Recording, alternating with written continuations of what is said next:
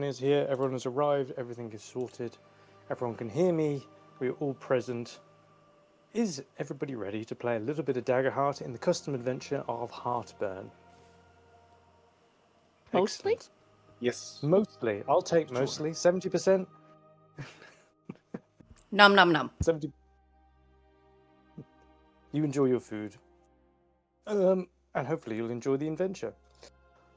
As before, I'm going to go through how the adventure begins. Just a small of an intro to get us into it. I'm not going to have a map for absolutely everything. In session 1 will show you how I tend to operate, but there are maps in this, of course. I do like maps. This is not entirely theatre of the mind. There's just a little bit of it for the introduction. The adventure begins when pigs fly. The adventure begins in Rosso, at the industrial portside town of Harvington. Harvington, facing directly towards the Bright Sea, sharing multiple trade routes across to the Mithrillian Empire via the Sail Strait. The group find themselves in central Harvington, near the council buildings, the great statue of Exothantor Nightjar, the powerful wizard that ceased the war between Goldrun and the Mithrillian Empire, and of course Firefly Park, with its large, well-cared for lake, in which there's music playing on the verandas, park benches, the famous fireflies illuminating the area. You were there for the unveiling of the gnome genius inventor Cogsworth Sprocketsolder's latest invention, the airship. The first of its kind and designed for travel across the globe in luxury without fear of pirates or bandits. The airship has been named the Flying Swine, utilising one of the previous inventions, the hyperdrive, created by Cogsworth. The inventor has been reluctant to share many details of the world on how the new catalyst engine works. But the red carpet has been laid out for the event, and wealthy donors and celebrities have been invited aboard for the very first flight. Even the world-renowned bard Elixir is even present here. The cargo has been loaded, the party has been set, all to do is take to the skies. You are noted that the first flight is intended to be fairly short, only circling around over Bluebell Wood to return to Harvington Central and its new airport. Just for the case of you guys, as a reminder, I'm going to show you where you are on the world.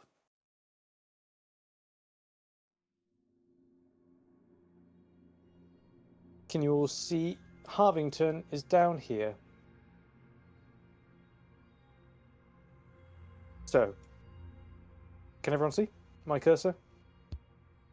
Yes. Yes. Down to this point here. This is where the adventure is beginning. If you can see where my cursor goes, they're supposed to go around the Bluebell Wood like this, and essentially a perfect circle before coming back towards Harvington. That is your scheduled route.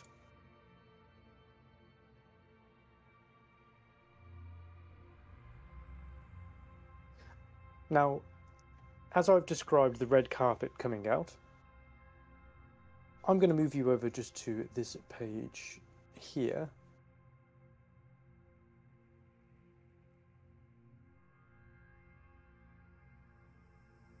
Nope, that's the title page. Although, I just wanted to show off that effect.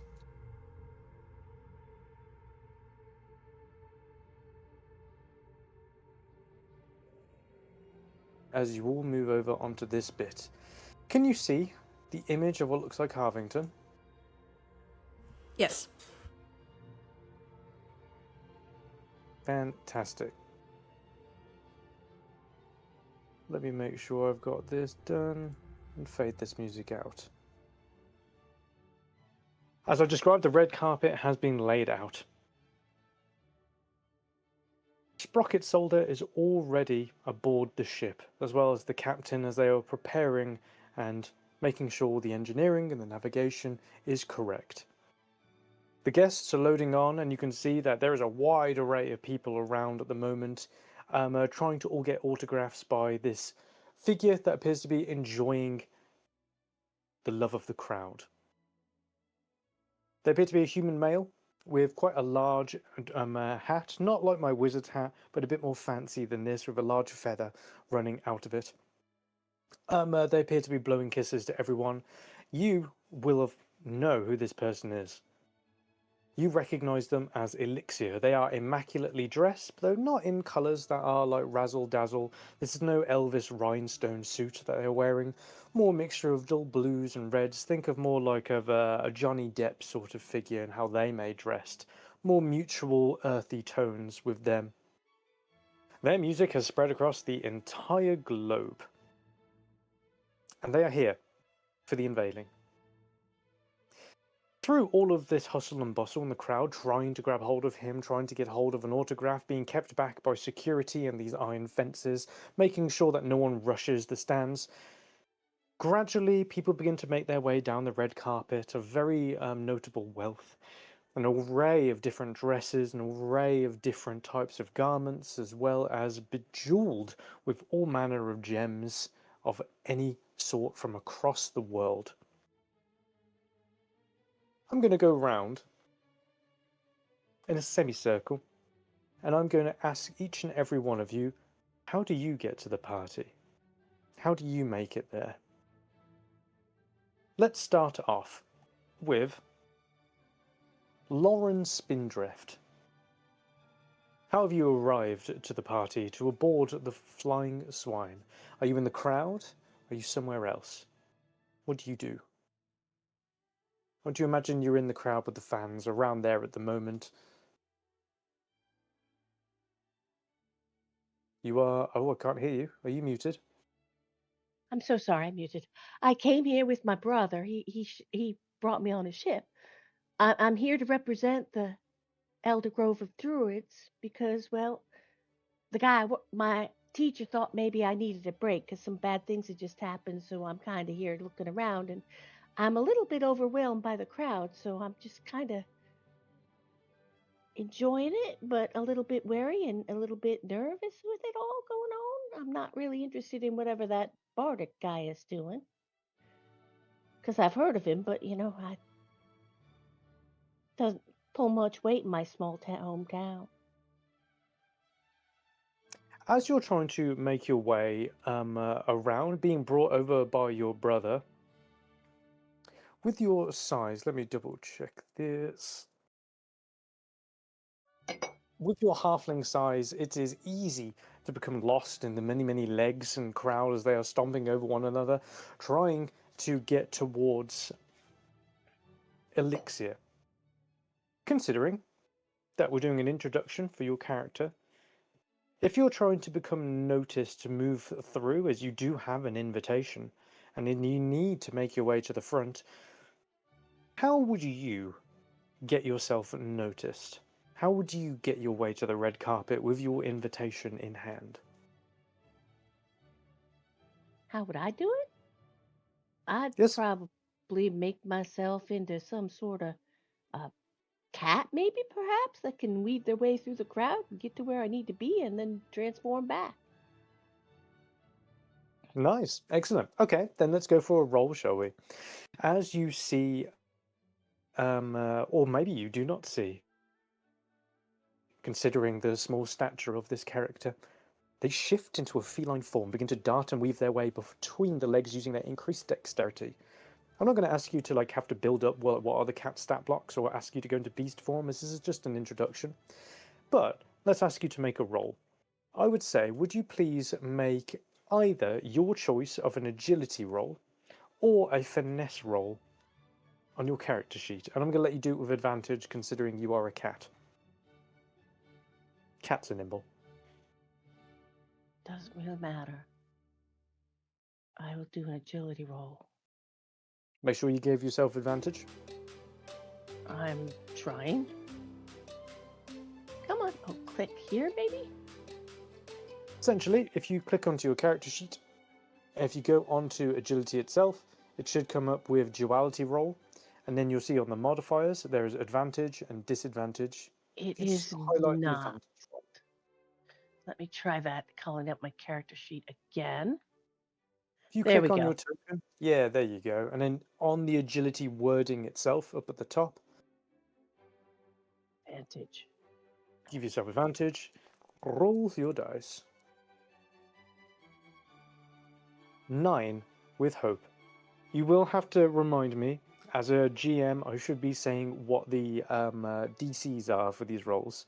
For this one, I was going to make it simple, and we're just going to say it's 5. This is how I'm supposed to be just very easy introductions. I don't want to spend too much time like giving you complications. 9 with hope. Not only have you made the correct choice turning it into a cat, but now with your low down, especially of your eyesight getting down lower, you can assess and judge the footfalls of all the people in the crowd around you far more easily. You are able to dodge, duck, and weave your way through, and even get through the security guards, the security gates, up to a security guard before shifting back to your form. Or would you prefer to stay as a cat and just try and make your way aboard? You do need to offer an invitation, unless you try and stealth your way on. No, I'll just turn back to myself and offer up my invitation. One of the guards looks a little puzzled and stunned as he sees a cat coming down the red carpet, ever so sultry, and ever so gingerly, coming up towards, before like McGonagall in Harry Potter, but like a reverse of that clip. You watch him suddenly shift up and going from, oh, how high is a cat? About 1.5 feet, maybe 2 foot tall, up to around about, how tall is your character roughly? 3 3.5 feet. foot? 3 feet tall, going an extra half a cat, also in size.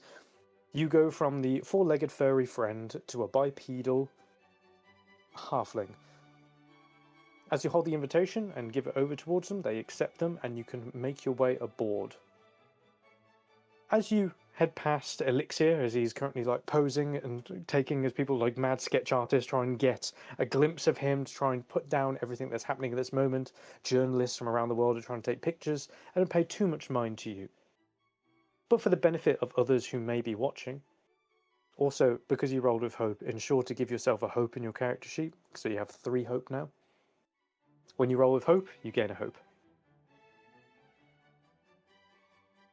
For the Okay. benefit of others who may not be looking at Elixir and maybe looking at who are the other guests that are boarding onto the Flying Swine, would you like to give a description of what they may see? Essentially, a description of your character.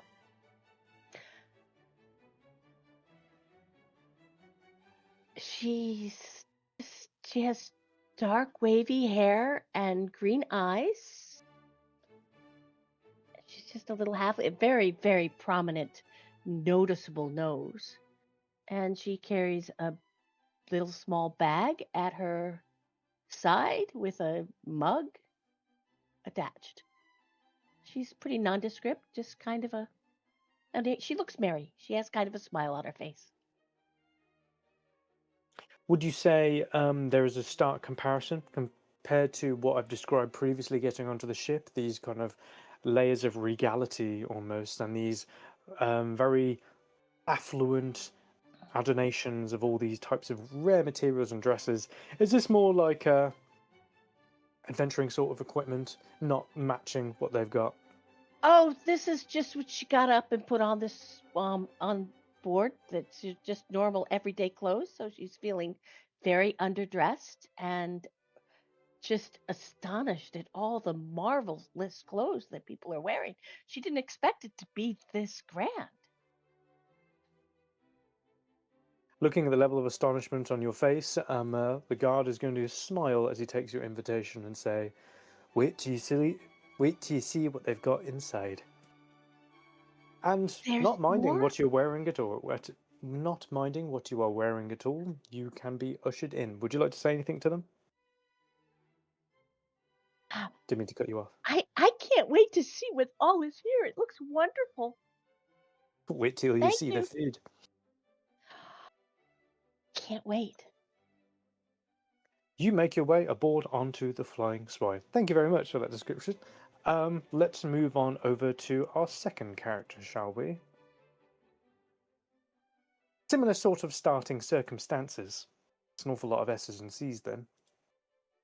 Can we please have Lyra? And of course the duck. What are they doing?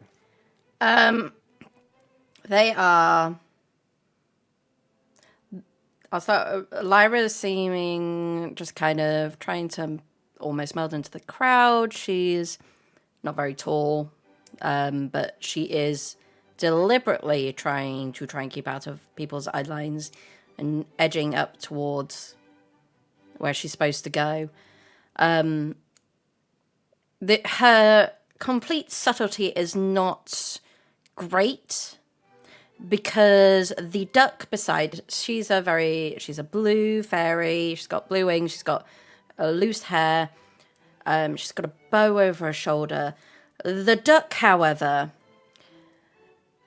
is white. It has a rainbow tuft of fur on the top of its head. And this duck is looking about and seeing many, many people about, including, and is deliberately trying to weave in and out of them, searching for something and quacking very loudly when it is completely refused. So she's just trying to get off that. Yep, the duck. She's just trying to get onto this airship quietly as possible, and this duck is not letting her do it. But this duck is also following her. It's not like they're separate. The duck is following her.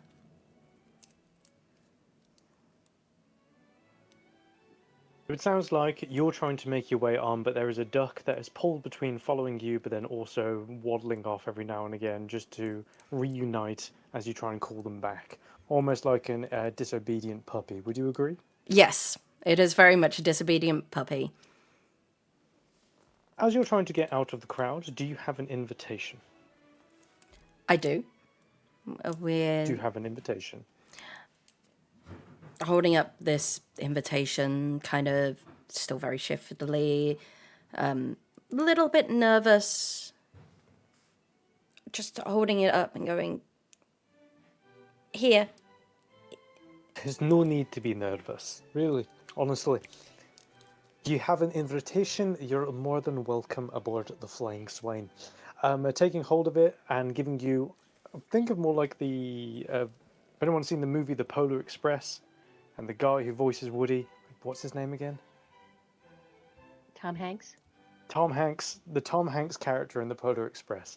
That's what I'm picturing as like one of the guards here, especially with his uniform in the blue and gold. And that sort of Victorian sort of dress style.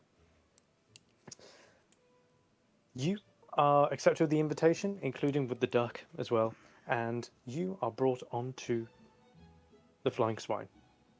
Unless there's something else you'd like to do. Nope, we're getting on the Flying Swine. We're trying to get out of crowds, very much so. I know we're going into a crowd, but we're trying to get out of that crowd back then. As she's just looking at this duck and trying to indicate that it should come on if it's going to follow, and this duck is already going into the ship. It's gone. It's seen a person. It's following now a person with a very grand set of looking suit. Making its way in? Do you fly in or walk in? I fly in. You fly in with your wings, and then the duck just like waddles its way in, The duck wagging its tail ever so excitedly. What you will notice about this duck is it's got a little bit of an upturned beak. It's kind of head in the air and just going along. And in the end, we're having to follow this duck because this duck is not listening to anything we're saying. It's spotted this person. It's going for this person. It heads off into the Flying Swine. Perfect. Let's move on to our next character. Let's go on to a ribbit, a frog. What are they doing right now? It's for Phil just another day in the office. He has a job to do, and he's walking up straight with confidence. Obviously, not the front door the side door where staff members enter, because he has got a contract and papers to board the ship, and he's gonna, just come in through the staff entrance by the docks, and is confidently walking up to the probably next guard he sees at the staff entrance, and shows his paper and looks expectantly at the guard.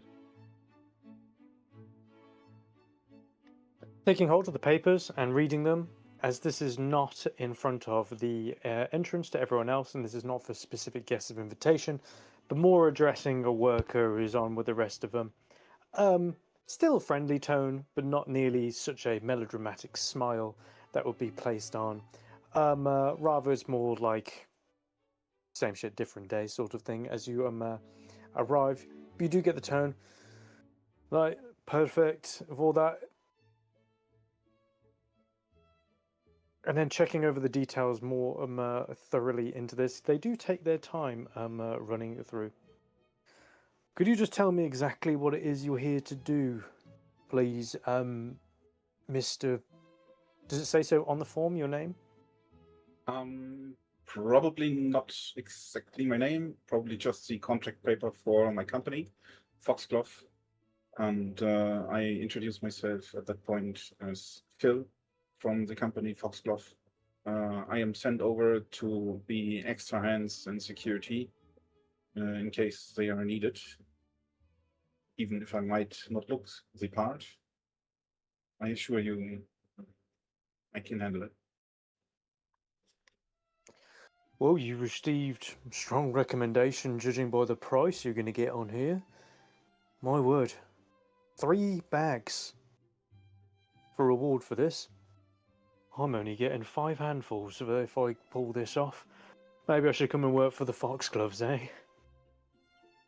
You can certainly try. I don't do the job interviews, so good luck with that. But the job might be a little bit more exciting than standing guard post at staff entrances. Yeah, maybe. Unsure of how to take you at this moment, is like if that was a dig or not. He's more just gonna say like, whoa, if I do see you around there, maybe I'll ask for a recommendation from you. Either way, let's see how you do and see if you are worth that coin, shall we? Head on back, head on through. You'll be making your way to the gambling hall. That's where everyone is supposed to start out. You can't miss it. Just look for the tables. And whilst you're not supposed to fraternise with guests, I'm not going to blame you if you do. It's not like you haven't got the gold for it at the end of this. I will certainly take a look around because that's part of my job. Are you looking for anything in particular as you enter through into the Flying Swine?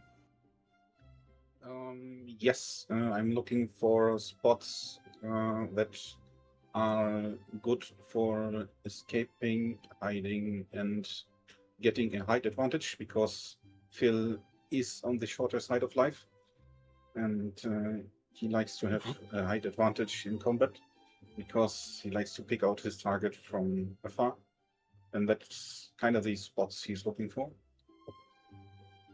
I don't think we've had many pool companions so far. We've had someone who's around about 3 foot, someone who's around about 3.5 foot. How we didn't get how tall Lyra was. Roughly, how tall was Lyra? Lyra is about 2.5 feet. So She's small. Oh, I'm big actually. Yeah, you're actually larger than you think you are. We've got 2.5 feet Lyra coming through. We've got 3 foot Lauren coming through. Phil, how tall roughly are you? 3 feet. 3. The duck is 1.5. It's a large duck. So not a mount. But the rifle, you're carrying an arcane rifle with you. How big is the rifle? 3 feet.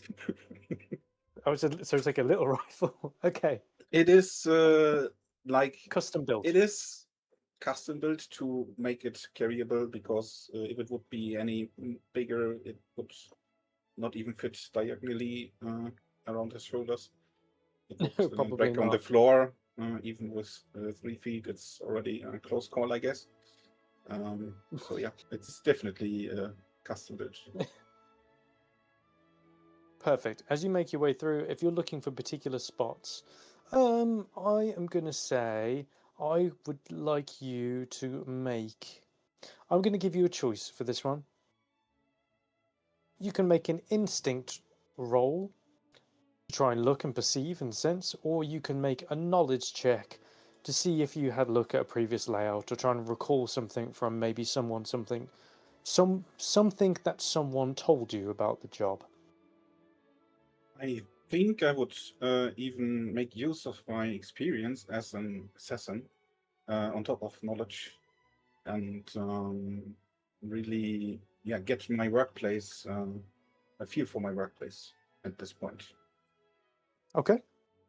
If you want to use your experience on top of that, you will need to Yep. mark a hope to do so. So I think I also Image. believe when you go to click on it, like there's an option to use an experience and it will add it on. But the other thing is you can just add the extra bits to it. Okay. Yeah, we can just add it. That's a flat duality roll, right? Yep. With the it's Duality roll, and that's going to be adding on to your. Are you doing instinct? Oh, instinct or knowledge? knowledge. So that's going to be +1, and then using one of your experiences, that's going to be +3. But I'll see when it comes through.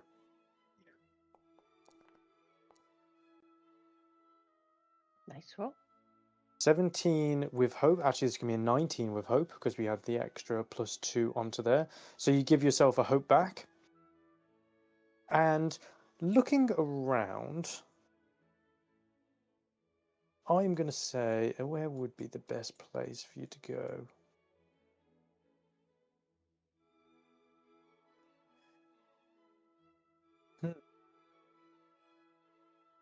That's a very good point.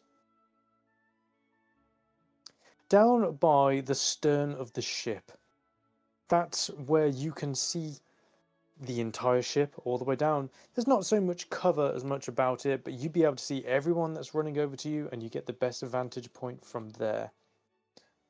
So you know towards the stern of the ship will be the best spot for you. Yeah. Most of the time, other people have to take cover from me, so that's fine. Yeah, exactly. Perfect. And Phil, as you're walking through into the Flying Swine, you may actually spot Lyra, a small duck, and Lauren, especially as you'll be at literal probably eye line with these people, just for the rest of the crowd that will be there as well as they're making their way onto the Flying Swine. Is there anything more that you can describe your character with? For example, your green skin. Yes, absolutely. He is a green frog, as you would expect any frog to be. Maybe some dark spots here and there. His clothes are a little bit tattered. The ends near the bottom are tattered mostly because he's having probably a bit too long clothes on his small body. So around the feet, stuff gets dragged and tattered a bit. And he's carrying his rifle. It is an arcane rifle which has like a long barrel, white, some gold engravings. It looks a bit, way a bit better than his actual clothes. A little bit of a misfit, maybe. He cherishes the rifle rather much, and he has on his breast a belt for the rifle. On that belt are little vials plugged in. Most of them are empty right now. These vials are, as you would expect from any laboratory, for reagents and carrying liquids around. very strange concoctions that swirl around inside. I understand. Perfect. Thank you very much. Let's come over to our final character that's going to be joining us onto the Flying Swine. Would our last cat character like to give us a description of where they just currently are at the moment? Are they taking a similar entrance? Are they going around the front? Do they have an invitation? Sylvain is staying in the background and looking around himself, taking in the situation, the many people and many different creatures of different ancestries entering Flying Swine. And he himself is walking slowly in the queue to the front entrance, as he has an invitation, but not a quite personal one, but one he has won in a public lottery. And so he's staring at his invitation. On his face, you still can see that he can't believe that he got this invitation. And so he's slowly going to the guard. Walking down the red carpet, though maybe doing so hurriedly whilst Elixir takes the last of attention before he goes himself to walk onto the ship, you hurry your way quickly towards the guard at the front. Opening up or showing your invitation, is there anything you wish to say to the guard as they go to take hold of it? I think he would remain quietly and just looking at the guard and waiting patiently. Well, it's certainly a stroke of luck that you managed to win that lottery. Not only have you got yourself an invitation as well, but you also get 3 free drinks in there. Be sure to grab them at any bar. You'll also get a few chips as well, I think, so that you can schmooze around with the rest of the guests. But that will become more clear to you because I have one of the help come and assist you as best they can, or if you just head over to one of the bars. Is that clear? I'll definitely keep that in mind. Thank you. Well, it's a pleasure to have you on board. And everyone else, please back away from the gates. We're going to be taking off soon, and I don't want any more incidents to occur. Is that okay with everyone? That's it. Get him in. The heads over as they point towards Elixir. And you see some of the guards trying to like usher you and push the fans away from them as you hear someone go, I love you, Elixir! And they're throwing things towards them, boxes of chocolates, remnants of clothes, homemade drawings, all sorts of things. As you can see, Elixir makes their way away from the crowd up into the decks as you make your way on just before them. Making their way on, you have all boarded onto the Flying Swine. Now, heading over and being kind of like ushered by some of the help around here, there's servants walking around. Allow me to place you onto the end so you can see what I mean. If I just push you onto here, here, and here. Can you all see, once I remove this, and that, over here? Yes. You have currently at the stern of the ship. Now, collecting all together here, you quickly notice that maybe you've been put here for a reason, some form of purpose, as you are not dressed like anyone else on the ship.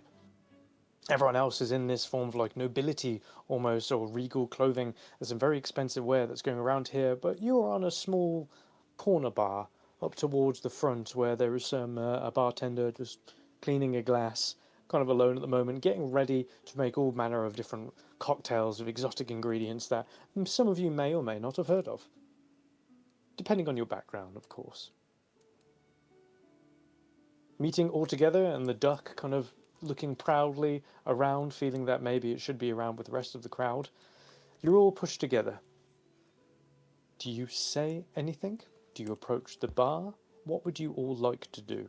You are free to explore the flying swine at this point, and I'll describe what you see as you ask. I'm probably recognizing Selvan at this point, because I have had a little run-in with him. So I'm going like winking at him and make myself known. And Selvan, was it right? Remember your friend? You see as this by like double the size of your body tiger in white fur, a few gray stripes and a blue cloak turns to you, comes closer to you, inspects you very carefully as he is in thoughts, and then you see in his eyes that he recognizes you, and he just answers you, "Bill, how can I forget you?" I also haven't forgotten you. Of course, I wouldn't forget a friend. What are you doing here? I'm actually here by contract. I am tasked with a job here. I'm adding some extra security, so nothing special from my side, but brought you here. Maybe fate, and others would call it luck. Okay, luck I also. think it has a purpose that I'm here. But excuse me if I can't tell you everything just now. Well, just as I said, I have a job of security, so is it something I should be worried about? He smiles at you and he says, "Do you remember what I told you back then?" He pulls out his notebook.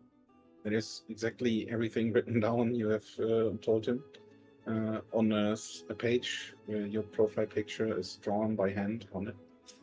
And literally any sentence you say to him, which might come off as a bit strange. I don't know. And he reads off the book. Yeah, of course, sure. Your community has a little bit of corruption, I guess. They have, but do you remember what I told you in the situation we met? I told you we can be friends, especially if you are walking the righteous path. So, if I'm only making friends with those who are walking the righteous path, do you think I am doing something criminal here? That's a good point. I wouldn't think so. No, you friends wouldn't do that. Do not. No, they wouldn't. But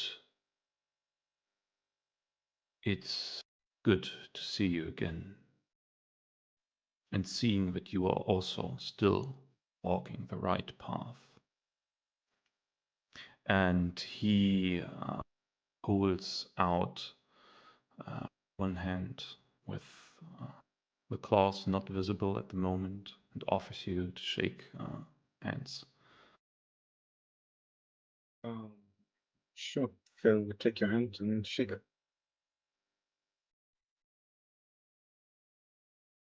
And I'm turning around and over the shoulder I say to you, maybe we'll see later each other. Okay. Have a great time. Have a nice job and a quiet job without any incidents.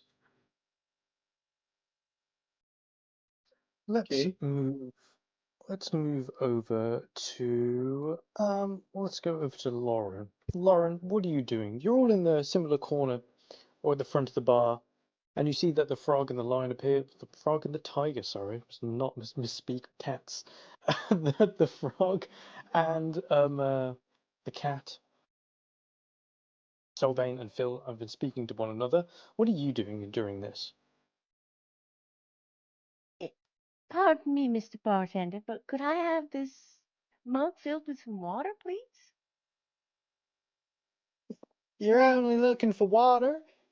I could do a range of different things, you know. You're on one of the fanciest ships in all of the whole country right now. I got a whole matter of different things. Sure, you just want water? I mean, I got 4 different types of water I can give you. I just What does want some plain water, please. do Just you want that I'm a little bit chilled? Do you want nervous. that hot? Do you want that ice? Do you want fresh Hot would water? be wonderful. Hot would be fine. Just Hot I want to water? make some tea that calm myself down a bit because this is all a little bit overwhelming for me, especially with those gentlemen over the corners sounding so mysterious and all. So just some He water like so I can make some tea. he fixes you up the water and then like eyes them quickly and then kind of gives you a sly smile and says, "I'll tell you what. If they do anything suspicious, I'll be first to tell you about it." And then he hands the water down over to you. Well, I I see that really the duck has moved on. What has this duck done? This duck has, he's obviously a barkeep, and there's obviously something that the duck has spotted in the back behind the barkeep, and that the duck wants. The duck has waddled over, and is now sitting there just going, quacking at him and pecking him on the nose, going, quack, peck. As this duck leaps up, as you're handed the hot water, only for them to jump up onto the top, knocking glasses over, and just kind of moving around onto the bar, moving and knocking beer nuts as well as other things down to the floor. And you hear the bartender, Maximus, protest towards this. Lauren, do you do anything about this? well, yes, I do. I'd like to use nature's tongue to talk to the duck and find out what the duck wants. Excellent. Yeah, you can go for nature's tongue. Is there any? Is it just allow you to do it? If you please make. So if you go over to your character sheet and you see where it says nature's tongue, if you go over to that green bit, you'll be able to click on that, and then you can just roll. Right, I'm just trying to help. You know, that's all I'm trying to do. Oh, not good. Unfortunately, you don't lose a hope with this, by the way. Or does Oh, it get rid okay. of a hope? I used an experience to boost it. Oh, did you? Which one did you use? Just trying to help. Oh, yeah, perfect. You used that so seamlessly. I didn't even know that you were using it. You were clearly a pro player.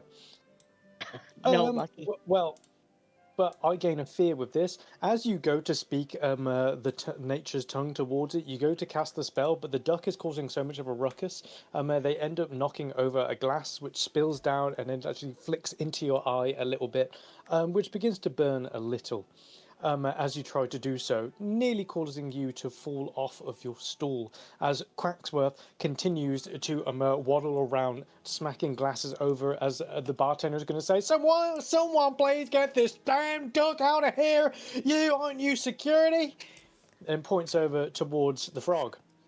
This duck does not care, by the way. It is, Sir Quacksworth is just splashing everything everywhere. He wants what he can see. And he's just now quacking at the bartender. Phil, being called out, walks up right to the bar and probably in front of the bar and can't see the jug. So he's asking, what is this fuss about? Another what? Was there a height requirement to get in one of these tickets? What's going on here? I got feathers inside of my icebox because this damn duck won't get out. I don't as it's just flapping onto the side of him. At the moment, there are feathers inside of his hair. He's got bludgeon marks on the side of his face, even. Do you have any Uh, lettuce or something? Maybe the duck wants some lettuce and's hungry? Looking around, the duck seems to be making its way towards the garnish station, where there are maraschino cherries, there are small cuts of blood orange that have been sliced, these tiny little peppercorns that have been used for various types of gin and tonics, swizzles of lime, lemon, and strawberries and raspberries for various different cocktails, as well as things that you don't even recognize. The duck has been trying to fight its way over towards it. Now the bartender seems to realize. During all of this, Lyra, are you doing anything? She's just. She's slowly kind of edging her way around and watching the duck and just raising her eyebrows and going, I can't pay for this. I can't pay for this. Please get off the bar. Please get off the bar. She's trying to beg this duck to come off the bar, and the duck does not want to do it. Would you please make a presence check for me? And if, Phil, you're trying to move your token, you're currently on the measure distance tool at the moment. Just make sure he's got the right one clicked onto that. If Lyra, you want to go for your presence roll. Okay, I just need to figure out how to do that one. That's okay. You go onto your character sheet by double-clicking it or pressing C. Then you head over to presence, which you're not particularly good at. Then you go onto the bit where it highlights as presence. You click onto that, and it will show up with duality roll. Alternatively, you can just type in /dr into the chat and then have a look after what the number is supposed to be. Okay. So roll presence. Yeah, you click on to presence, and then it will come up, and then you've got it. Perfect. I would say 10 was pretty much what you were going for. Oh, I didn't see it roll again, in the should have chat. said, I keep forgetting. Yeah, you can see it in the chat. 10 with fear. This means I am going to gain a fear, and you are going to succeed with fear. The duck listens to you. As it goes to storm off towards it, it looks towards you, and as it agrees that it can't get hold of the station, it makes no effort to, or you see a wing just outstretches behind a large shelf of crystal glassware, and it looks at you directly in the eyes. I can't afford it. I can't afford And it it. just begins to move its entire wing, and you just hear crashes as sparkling crystalware shatters onto the floor, sprinkling into the sky. As it almost happens in slow motion for you, as the duck just looks at you with this coy, almost smirk on the side of its face. As you see the bartender about to lose their mind angrily, and then of course Lauren and Phil having no idea what's going on because they can only hear the sound of smashing glass happening at the moment. Bartender Right. garnish now. It's cheaper than the glassware. I would like to run around the corner to see what's the noise. You spot a duck that on the other side it stretches its wings and then gives you a little over the shoulder smug look as it's currently looking over the broken glass. I'm going, sir, Maximilian, was it? You can't have a duck here. Oh, never. You think this was my idea to have a duck? I didn't even know we were allowed to bring ducks on here. I've got 3 cats. I wasn't allowed to bring one of them.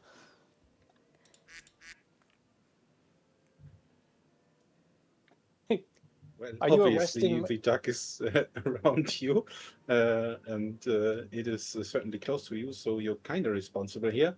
And I walk behind the bar and walk into the direction of the duck, and want to take it in a little bit closer to get a good look at it.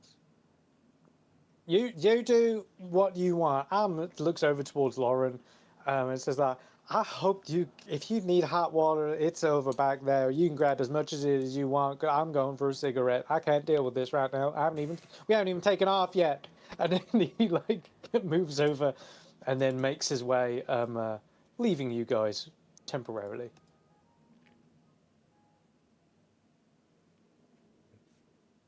Oh, the As you barkeep walk just over left to the Mr. barkeep just left As the you walk, bar unattended. yes, as you walk over to Quacksworth, he spins round and looking towards the frog. He looks towards you and then looks towards the garnish station and back towards you. And he raises his Can wings. Okay. So it's clear to me that he's going to run off. This looks more like an act of dominance to make himself look large.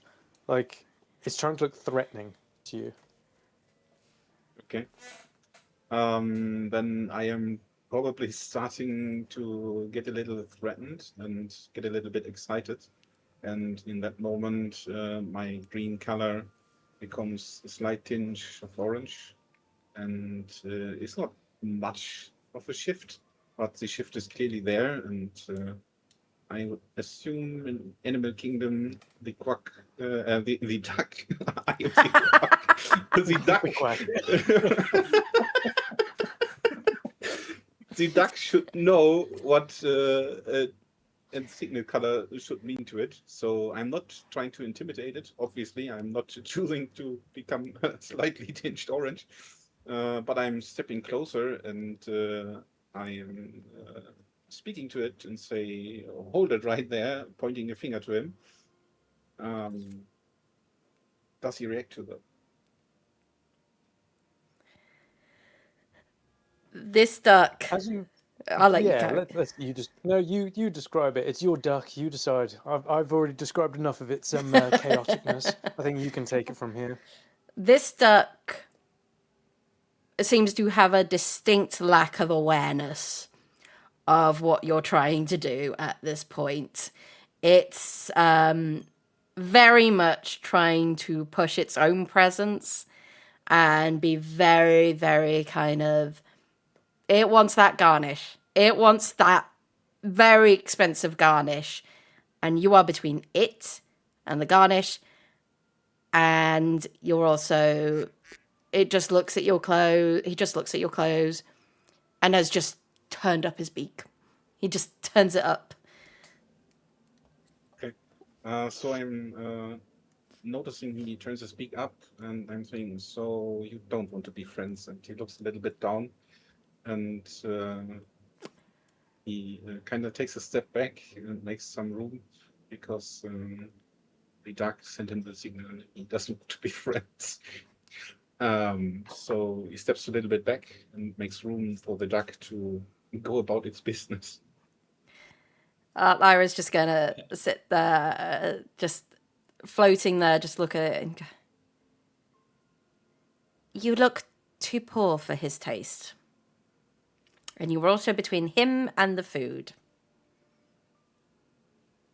Phil turns around, points to the lettuce and garnish, and that food? How much do you think that food's worth?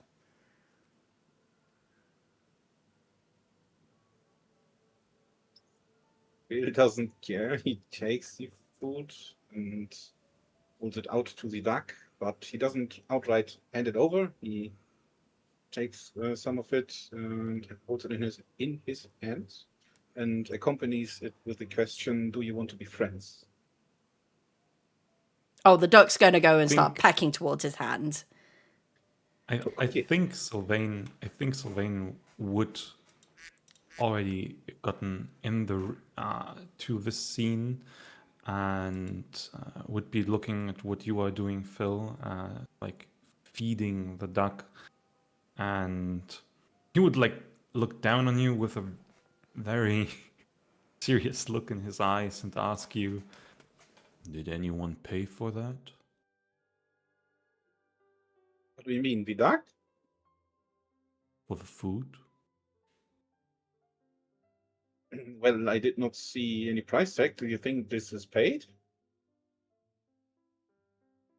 As far as I am concerned, at least I was told that I am lucky that I have free drinks and some free food.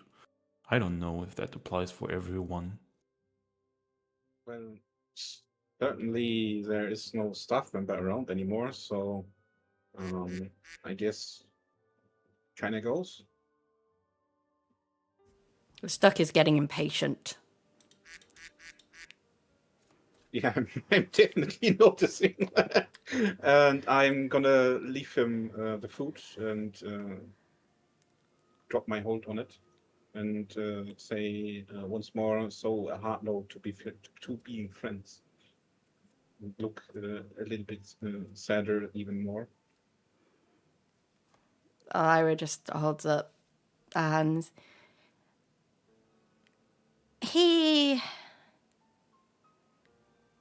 I'm not sure what qualifies for friends for him. You've got to do something or be rich and like have lots of expensive food.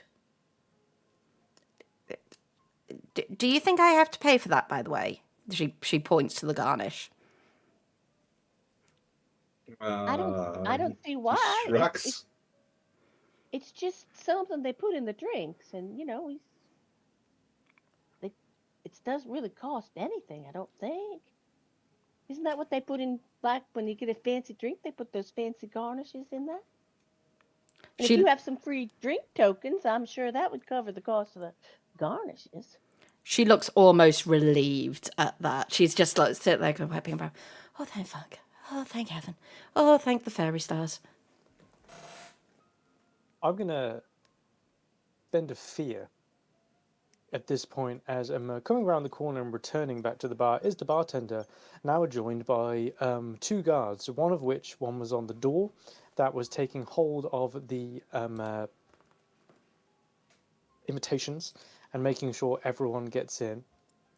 Yep, that's them right there. Not that little one, not the halfling. She's fine. She just wanted some hot water.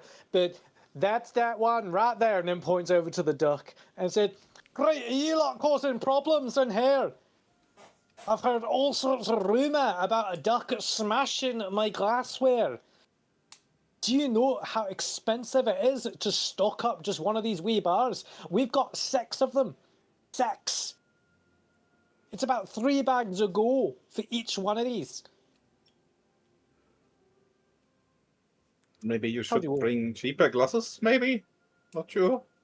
Maybe you should keep your mouth shut when you're being dealt with. Exactly. We're supposed to be security on the ship helping out, and yet you've let a duck come round and smash up this bar and terrorise one of my bar staff.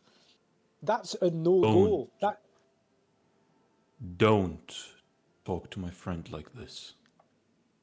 I also step closer to him, and my orange color is coming back a bit stronger, and I tell him that he maybe should not leave his post when he's on duty, and care about his own business and not my job, and stick to his bar. And I would add to this, maybe we should ask everyone who was present here what really happened. Because as far as I can tell, this was an accident. Oh, Lyra's gone, by the way. Lyra's going off that way. Oh, Mention no, of the you stay cost. right there. You Not stay my right dog. there. You Well, and your duck are being held hostage at the moment. Not until we are you figure out what's going on here. I don't have Are the you money the- to pay for a hostage situation. Say good Lord, what are you saying? are you the gentleman that set everything up for the guests? I'm no Cogsworth sprocket solder. I'm no genius inventor, but I've run the rest of the staff around here to provide services to which you're not entitled to a smoke break until at least 2 hours into your shift. Well, So now I'm hearing you abandon your one post. moment, please. I was talking to you and I wasn't quite finished. Did you make any provisions for the animal companions that might be attending this event?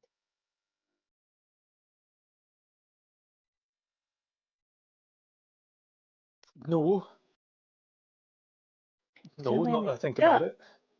when the duck was hungry, 'cause ducks get hungry, they were looking for something to eat, and so they smelled those garnishes that you had, but you didn't have anything set out for the duck, so the duck was just trying to eat, and I don't see why all of this destruction falls on that poor duck. And let me ask one additional question. Were animals allowed here?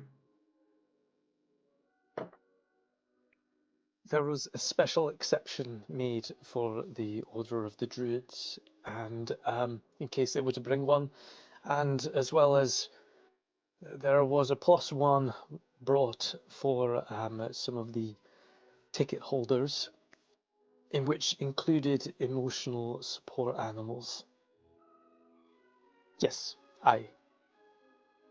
So you knew they were coming and you didn't make provision for them. That sounds like negligence to me.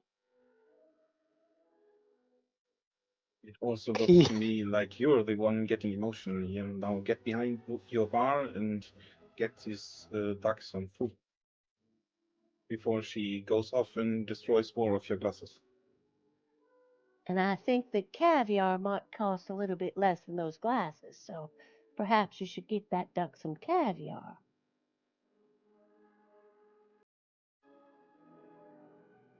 Lauren and Sylvain and Phil, give yourself a hope, because you have dressed down the organizer of the event so relentlessly and holding no quarter, they are speechless. Just crimson red, brighter than some of those maraschino cherries that are used to garnish, and red in the face as they look towards left and right, and then turns back to the bartender as Maximilian says, "Oh, please don't make me keep serving. You heard them. Get that duck something substantial to eat and give them all a drink. If any of you are ready, there are games being played in the next room, and for my outburst, which I do apologise about, I would welcome all of you to attend, and including yourself, Mr. I didn't get your name, but I understand you work for the Foxglove and Company. If you'd like to make your way to play a couple of games, please fraternise as much as you want to. I need to get my heartbeats. I need to get my blood pressure down. My doctor says so." And he begins to head out as Maximilian goes back around the bar, trying to figure out what to do with the glasses, as he's just told, "Clean that up." And then he makes his way away. Well, Mr. Barkeep, I think you need this common tea more than I do. I'd like to trade it in for a little bit of air. Yeah. Take a drink. It'll make you feel better, honest. He takes a sip and then kind of nods and goes, "This is not how I expected my shift to start, but I'll take any drink I can, considering I think my breaks are probably gone for the rest of at least 4 hours or so. There's plenty of games going on back there, and I'll clean this up." And he goes around and he takes the maraschino cherries or whatever he thinks a duck would like, and then kind of slides it over to them. There's some celery in there, as well as like some of the oranges, slices and things.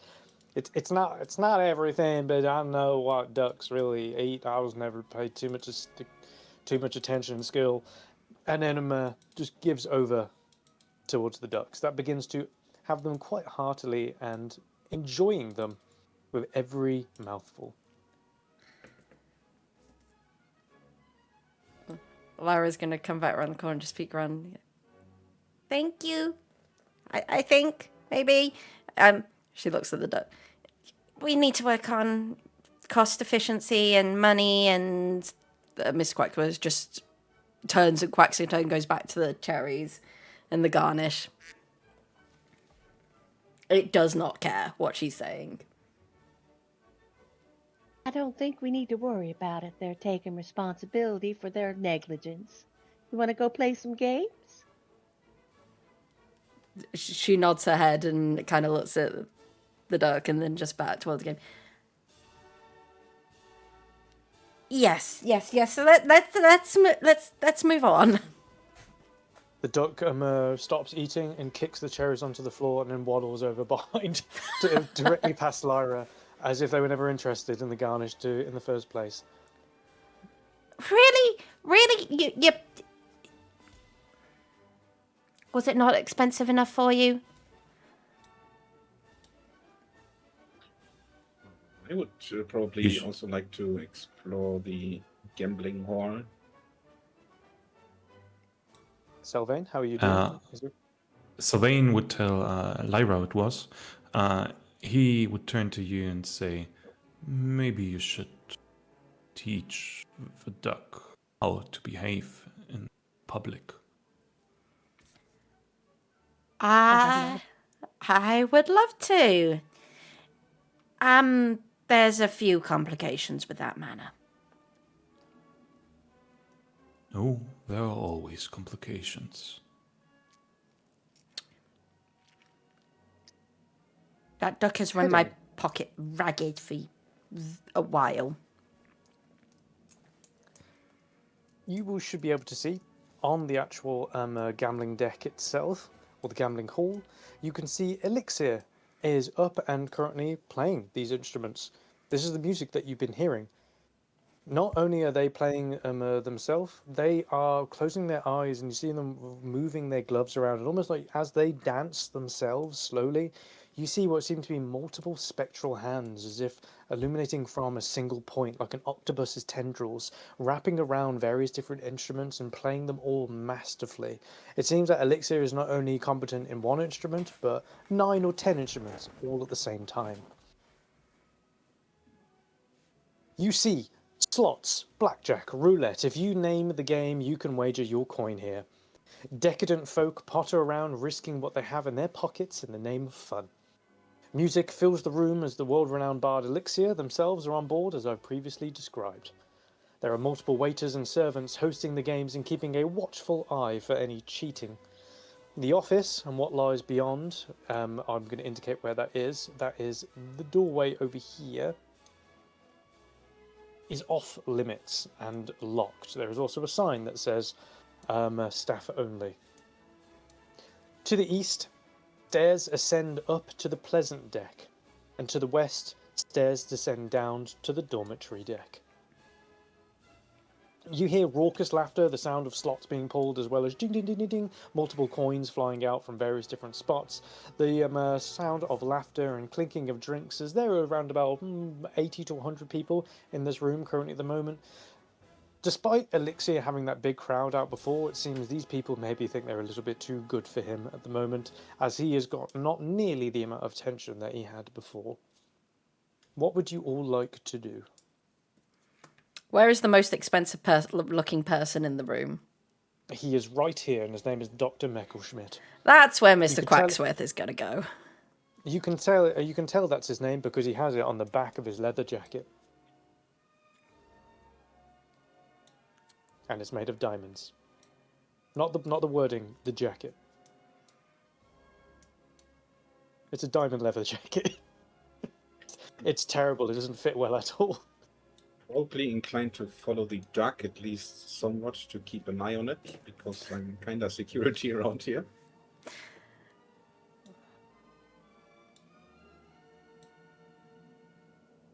Let's go through in order. What are you going to do? Follow the duck?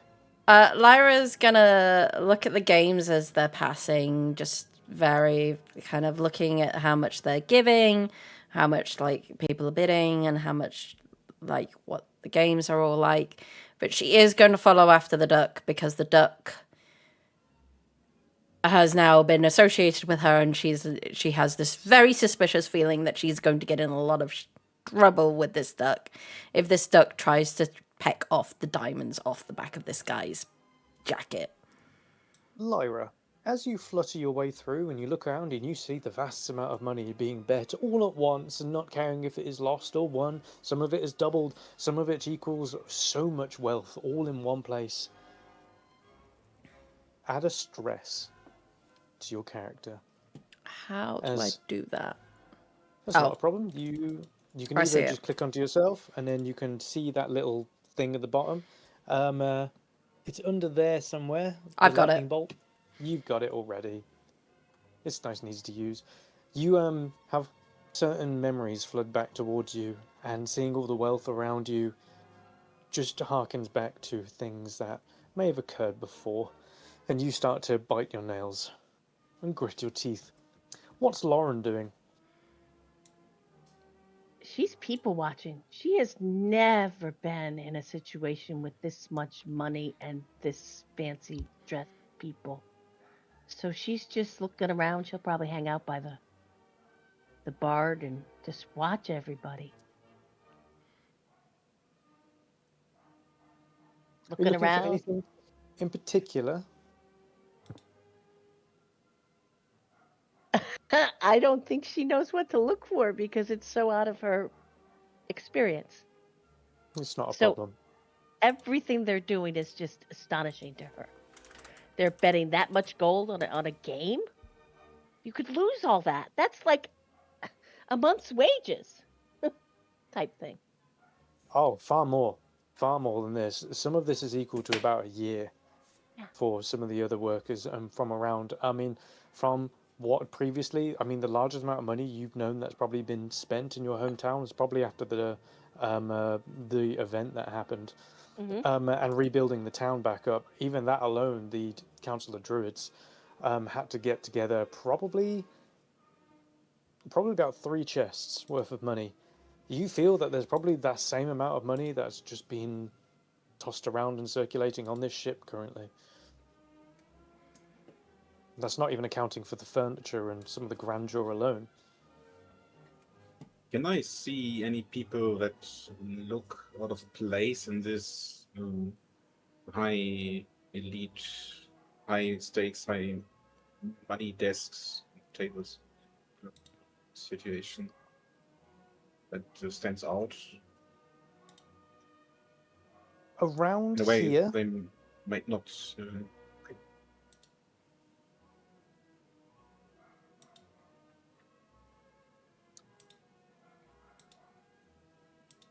I'm gonna say make an instinct check for me, but just as you're making that roll, Selvane, what are you doing? I think I am watching people and I am searching for one particular person. I am in kind of desperate search of Cogsworth. As a matter of fact, as seemingly Selvane, Lauren, and Phil are all essentially looking around and doing a presence check, can you just roll a d6 for me, please, Phil? As I'm going to say that all of you are looking together. You'd be able to assist one another with this, so that advantage is going to add some extra to that. And you gain a hope as well, so Phil, give yourself a hope. You look around, and the good news is that you don't spot anyone suspicious at all. But you do pick up the following information from. Let me bring up this bit here. Ba, ba, ba, ba, ba.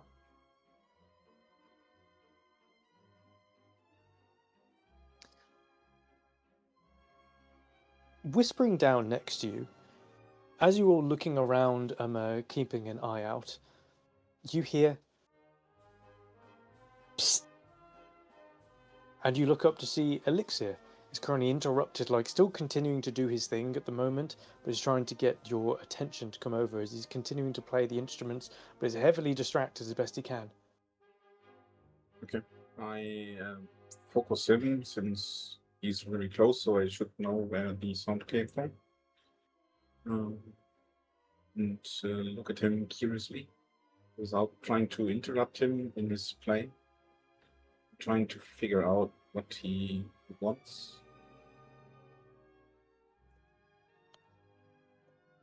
Now, I'm not able to leave my post as I gotta keep up doing all these musical instruments. I'm in for a lot of money if I can keep this up, but I can't move whilst I'm remaining here.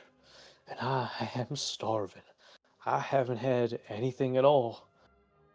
Not only that, whilst I've been using my abilities to play this music and song, which for some reason has actually died down at the moment. Oh no, it's still going. I think It's still Okay. going. it's still going. I've got it cool quiet at the moment. As he continues to move it around at the moment and doing so, I'm not able to leave this position, and I am starving. Also, the music speaks to me, and I understand you've been searching for Sprocket Solder. Yes, but you kind of want some food? Do you want me to bring you some? Because we certainly could do that for a friend. Well, that would be amazing, but that's not actually who I was meant, little frog. I was reading the mind of that big cat over there.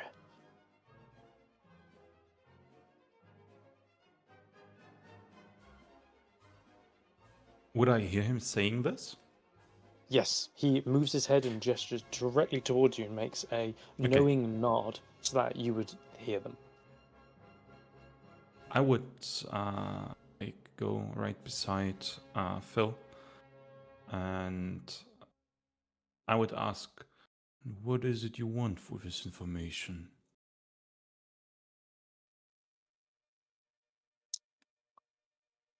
He said Simply food, enough, so I guess food, right? Do you that's want food? absolutely right, little frog. All I'm looking for is anything, just an hors d'oeuvre. I see them waiters taking them around, but I can't stop to get one of them. I literally can't stop moving my hands, or else the music stops and I don't get paid. Grab anything for me. If you can find your way to the kitchen, it's down to the south. You'll need to go up the stairs and south and down and back, and maybe you'll find something. I'm looking a little Okay. confused. And why not just go to the bar? Can't move. I can't stop moving my hands. No, I If I mean, why do, we don't go back to the bar? oh yeah, you figure it out. You do whatever. I'm And I totally turn around and going for the kitchen.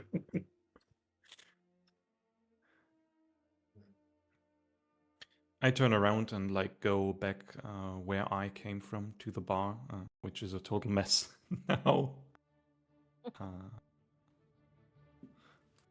And yeah, I would go back there and Yep. ask Maximilian. I would go to him and say, "Excuse me to bother you again, but do you have some food for the bard?" You guys again. I'm just. You can see he's sweeping up the last of the glass and trying to get the remnants up at the moment of it. I ain't got no food here. That duck basically. I've got some garnishes, unless you want some orange slices. But if you're looking for major food, you can just go up a level and you'll be able to get something from the door, the food hall basically. If you just head up one, you'll be able to get onto where the majority of the food's being kept. I'm so Thank you very stretched. much. I'm so stressed. My accent has changed like 4 times in that last 30 seconds. Thank you very much. And I'll turn around and leave him alone and search my way upstairs. Perfect. As you're going to do so, just before you do, I'm going to come back to that roll that you made. The instinct I roll. didn't understand. Did you wanted from me an instinct roll? Oh. No, the one that was rolled, I No. asked for Phil to roll one, and then I came back to you, and then we played a thing out. But what did Phil see? Well, with hope, an opportunity arises. Quacksworth heading over towards Dr. Meckelschmidt. He bangs the table and stands up for all to hear. Is no one going to challenge? Let's got some serious coin around this place, and yet no one wishes to challenge me. I'm willing to put something up much more valuable than any of your gold, but no one wants to play. And he turns to look towards the duck, who looks towards him with determination in its eyes. And what do you say, you little feathered freak? Down towards the duck. Oh, the Mr. Quacksworth has been trying to mimic this guy as he's got really bolsterous. So as he's banged the table and turned, Mr. Quacksworth has reared up and is just holding his wings, trying to look as big and as pompous as possible. You mock me? This feathered rat, who did it belong to? He doesn't belong to anyone. He kind of... I don't think he could be... You look over and you see Mr. Quacksworth is pointing a wing directly towards you. There must be someone else behind me. Quacksworth, go. You can't... No. If your pet strikes a challenge, then you are responsible and want to accept it. A game. I hunger for a game. What do you do? She looks at the money that she has and kind of goes, I can do a very small amount. I didn't expect this much money going. I didn't expect this much. I can do a small amount. Then a small amount you'll lose. Pull up a sheet. And then you are basically brought over to this spot here. Essentially, it is a basic game of liar's dice, in which we're going to be using any roll that you want. If you can describe to me how you intend to win the game, you get to make any roll based on that. And then if you describe what you want to do, then we'll make the roll, and you will see what will happen at the result of the roll. As you're going to have a think of that quickly, we've got Phil and Sylvain who are likely heading upstairs to go check out the dining quarter. Lauren, what are you doing? Are you going to sit with Lyra, or are you going to stay here, or you want to go to the next bit upstairs? I would like to talk to this lady that's sitting right here. See if she's eaten anything that I could borrow or just take some for the bard here, because he looks very peaked. Heading over to talk to the lady. First of all, I'm just going to move Sylvain up one so that you guys can see the dining cart. And I'm also, or not cart, but deck, I guess. And I'm also going to move the frog up as well. Can you guys see up here? Yes. Okay, feel free to move around at that point, but I will give a brief description. You can see that there are multiple tables where there are people eating at, and one that's been left here with some leftovers on the side. I will give you a bit more of a description in a small moment, but there's also, you notice, looking through the windows, there are other ships to the north and to the south. That looks like you're able to board as if they're chained or they're part of this ship here. But heading back down towards Lauren, what do you say to the Xena here? I'm sorry to bother you, ma'am, but would you have a bite of food that I could give to the poor bard there? He's awful hungry. I really don't have much. I spent all of my coin trying to triple my money on this thing. You see what you have to do is you bang the side of the machine 3 times, you stomp your feet twice, you cross your fingers, and then you pull the lever. And then you watch her go bing, bing, bing, and she just loses her money. You see, you see, that time I did not cross my fingers enough. But this time, bang, bang, bang, like stomps her feet, crosses over, pulls it, and then loses her money again. And then looks at you with crazy eyes.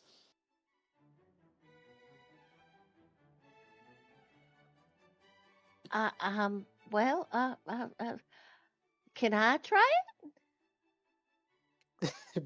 I have the technique down, but remember, 1, 2, 3, stomp, stomp, cross fingers, and then you pulled. And she moves over to the side. Let's just see what you've got. And you go and you sit in the seat. If you want, you can risk a handful of coins and put them in, and then I want you to make a. What do you think you'd make?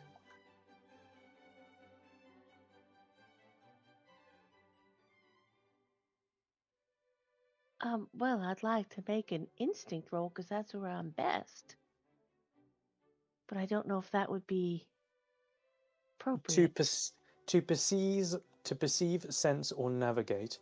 If you can explain to me what you are trying to sense or perceive, maybe you're looking for something in particular, maybe you're trying to find something, then I'll let you do it. Well, it's just like a slot machine. Pretty much one-arm bandit, slot machine. It's got the three, like, line up the 777s and you'll get the money. So you could try and time it for like bing, bing, bing, try and get the timing right when you stop it yourself.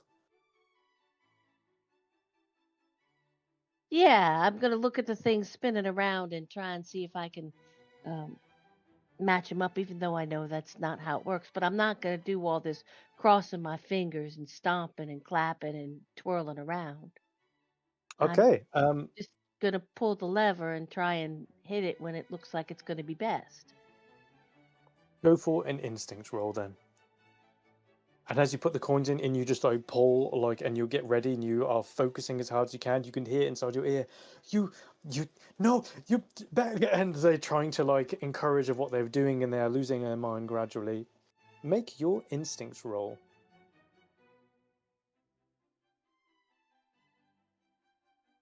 I was going to say 10 would be it. 13 with fear. You end up winning. You get a handful of coins given to you, but just from the stress alone of trying to like navigate this while you got someone screaming in your ear, I'm also going to mark a stress for you. So you managed to get a stress, but you also get 2 handfuls, or the money you put back in.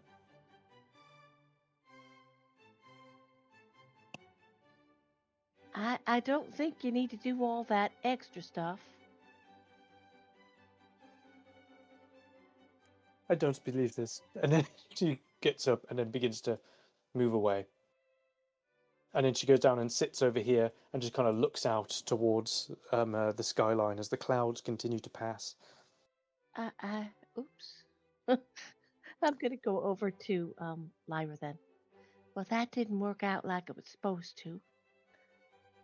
In the meantime, we've got Phil and Sylvain at the top. As they ascend the floor and they go to the dining cart, they see a mixture of what appear to be a counter with steaks to be cooked however you wish. There are oysters, there are hors d'oeuvres, there are kebab sticks. There is such a range of food and culinary experiences to be had here.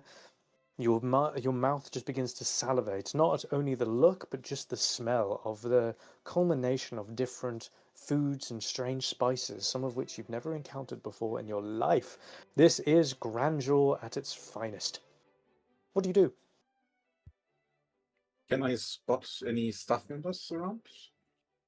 You can. There is one over here, just by the door. But that seems to be it. Everyone else seems to be eating. Okay. Walk I would right go up to to the him. staff. Whoever Do you want to wishes- do it? Yeah, whoever wants to go first, Sylvain or Phil. I would probably turn myself to you and ask you, what do you think the bard would like to eat? I mean, he has to perform, right, on the job. So something light. It should but be something small. a good friend would probably bring him the best. So maybe some steak. Yeah, but then how should he eat steak while he's performing? Good point. I look around, and is there anything small to eat? What I can see, so what the bard could like easily pick up and eat in between his performance.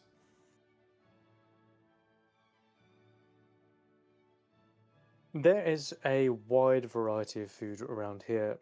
something that you could eat without your hands and then kind of just eat gradually may be difficult. You could try and feed him as he's doing his performance, though, so which I probably recommend, and you probably identify maybe something on a stick that you can kind of just hold out and you can just like bite onto, like a chicken drumstick, or perhaps like I don't know, some cheese and pineapple, a British Steak on a classic. stick. Definitely steak on a stick. Yeah. A steak on a stick. Yeah. Let's do I this. turn to the staff member and say, "Steak on a stick, please." It's just he just takes like what appears to be a stick with some prawns and things on it, and then just like takes a fork, slides it onto a plate, and then he just skewers like 4 steaks and then just like hands it over to you. There's like, as you skewer it, you see it just like dripping onto the carpet in front of him, but he doesn't seem to care much at all. I guess I don't really mind for the carpet.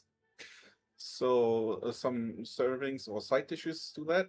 Maybe some potatoes, mashed potatoes. He something hands that you fits the several steak. more. He hands you several more sticks, and then just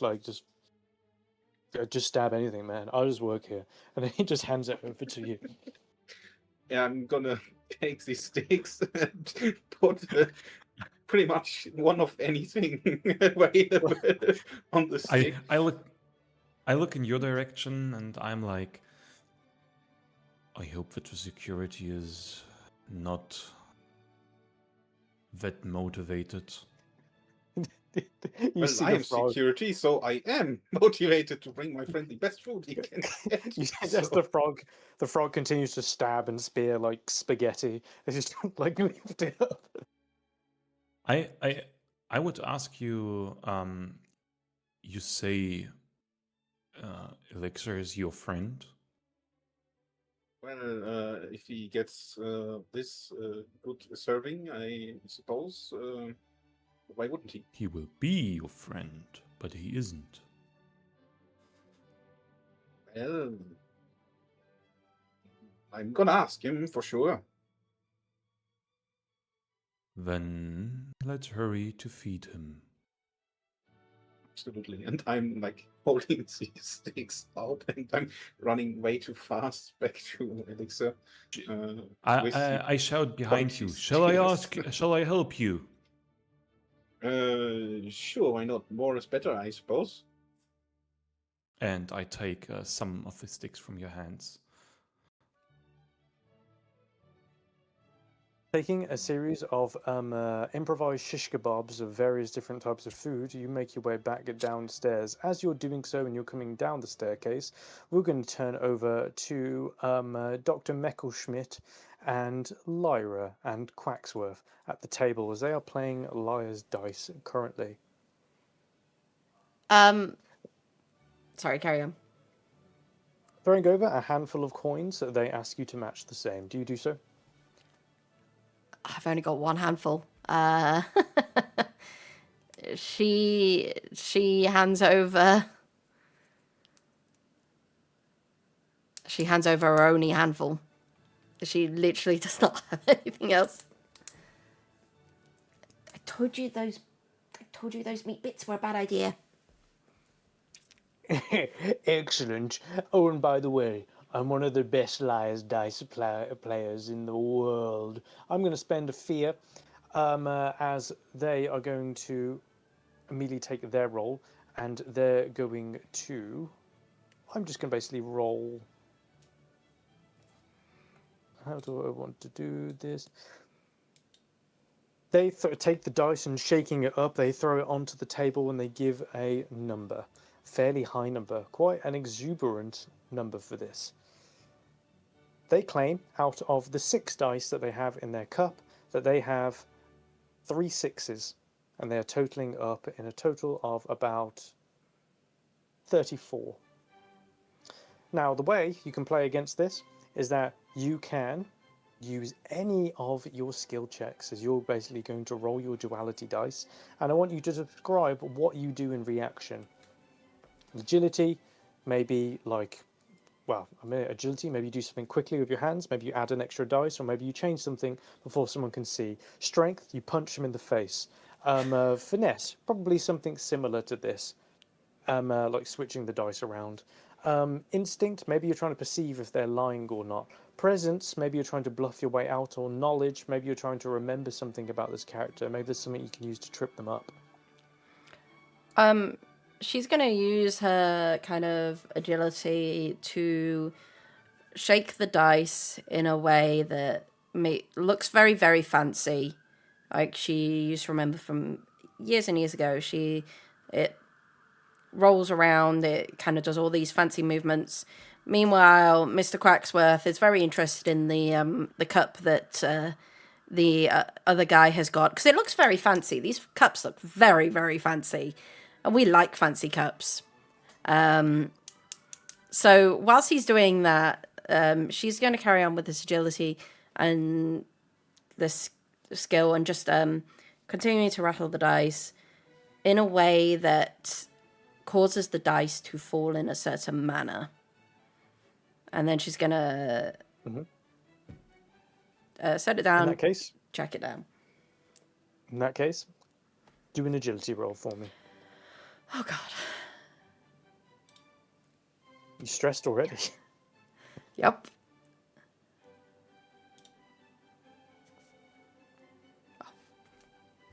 That is really good. 20.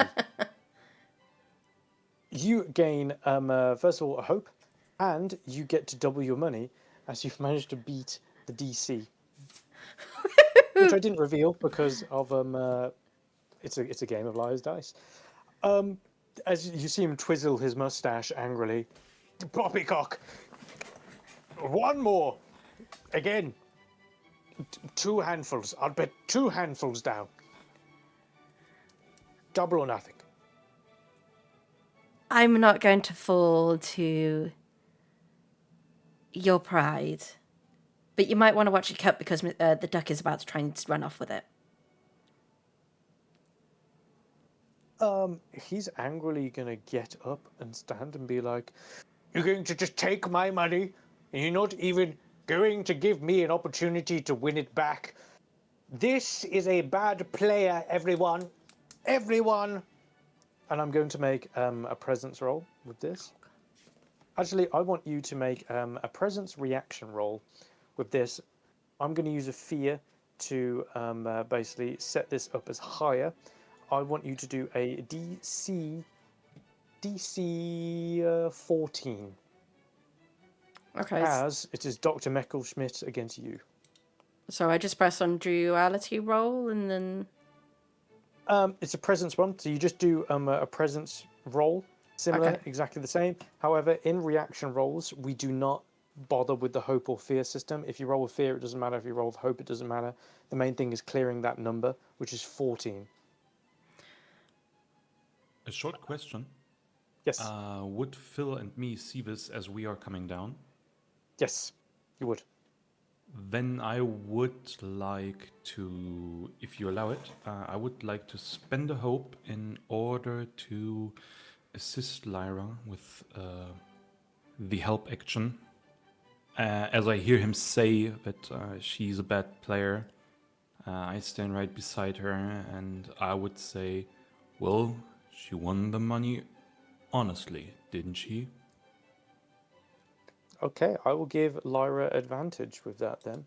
In that Can case. I give her advantage as well? Because my friend just stepped in, and obviously I'm gonna step in when my friend is stepping in. So I'm pointing my steak stick at him. I'm going to lower. I will lower it from 14 to 12, as more people because. Lauren, Does would Lyra you like to do roll the anything? advantage die? Absolutely, I will. I'll step forward to this. I don't think she cheated. I think you're the one that's getting a little bit bent out of shape, a little bit too much bent out of shape. Trying to distract him. Even the duck begins to protest towards Dr. Meckelschmidt. So I'm going to lower the DC to 10. So the way it works is Lyra is going to roll with advantage. So I want Lyra to make a presence roll, adding the advantage onto that, which is going to be a D6, and you have to beat 10 as a reaction roll.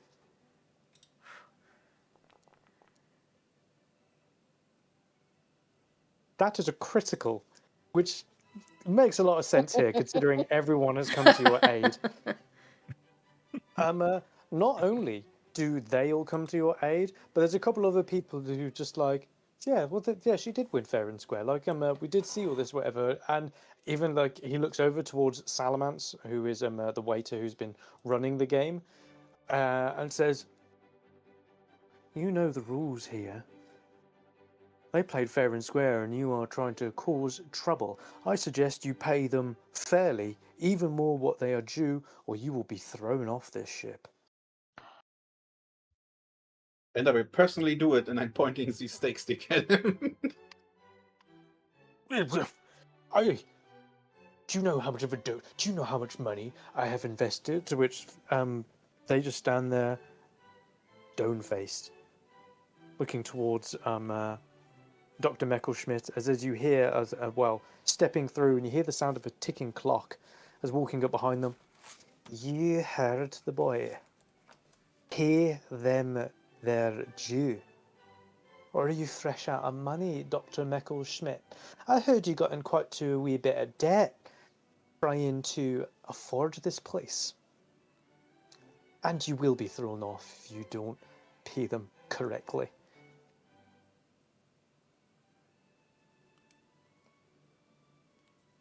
Fine. Fine. Angrily, Lyra, you are paid. And this is what you are paid.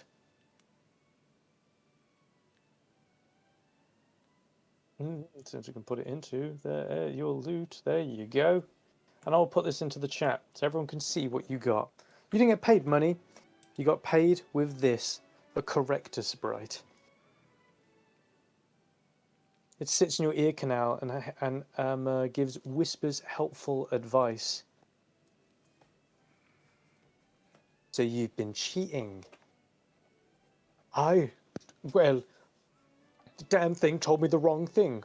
And you see him being dragged and taken away as he is brought over, and in great protest, he is removed from the place. Chucked off the ship whilst it's midair. Well, to be taken away, to potentially be thrown off the ship, yeah. What do you all do? Lyra's going to look cold. around at them and go, thank you?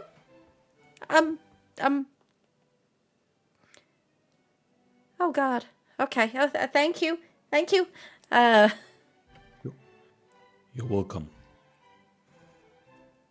I'm gonna reach out a hand and not trying to shake it, but I'm accompanying the reach out hand with no problem. Do you want to be friends? I would love to be friends, but Great. And he turns and walks off to Alexa to deliver the steak. Lyra's gonna. I would follow. I would follow Phil. Lyra's gonna sit there going, shit. She looks at Mr. Quack. You did this. You did this. He just looks very coy with himself when he sits down at the table. Well, I don't think you did anything bad for you. You got rid of that pompous old asshole. No. It's not. I'm really, really grateful for all of you to do that.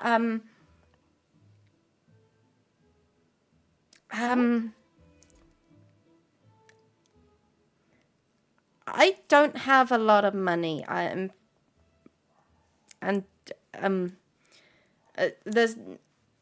can't repay you. I can't. She's struggling with words right here. Well, you know what you can do to repay me? If you think it's necessary? You can just be my friend. I'm all by myself here, and it's a little daunting. I don't got much money either. I would love to be your friend. I would really love to be your friend. Now, what's your duck's name? he's called Mr. Sir Quacksworth, if you really want to do. Sir Quacksworth of the Pedocock Forest, Lord of the Mighty Waters, and the Runaway from the Spiders. Well, he is a very elegant-looking duck. Hello there, Mr. Sir Quacksworth. I call him Mr. Quacksworth. It's easier. He's given up on trying to correct me on that. The duck Well, bows down, and as if it were a swan, he puts his neck all the way down and gives you a full curtsy and bow. Well, I think if he's a sir, you should address him as such. That might be part of the reason why he's being a little bit unruly. Except, ducks like to do what they want to do. Ducks got a duck. I'm not sure where he's from, but he is more than a duck. Lyra, you have gained 3 friends. Gained 3 stress.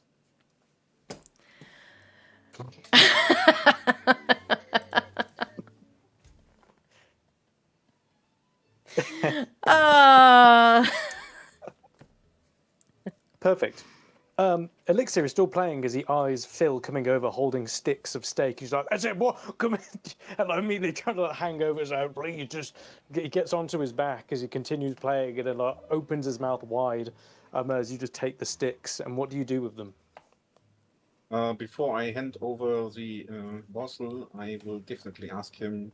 I halfway reach it out, and then I will look him into the eyes, and I will ask him, "Do you want to be friends?" I'll be whatever you want me to be, as long as you give me that steak. Great, have some. He tries to reach over towards it. You eventually give him some, and he's like, "God," begins to You can see the relief and the elation heading over towards him. If you're looking for Cogsworth, he's upstairs. He's about to give a speech or something.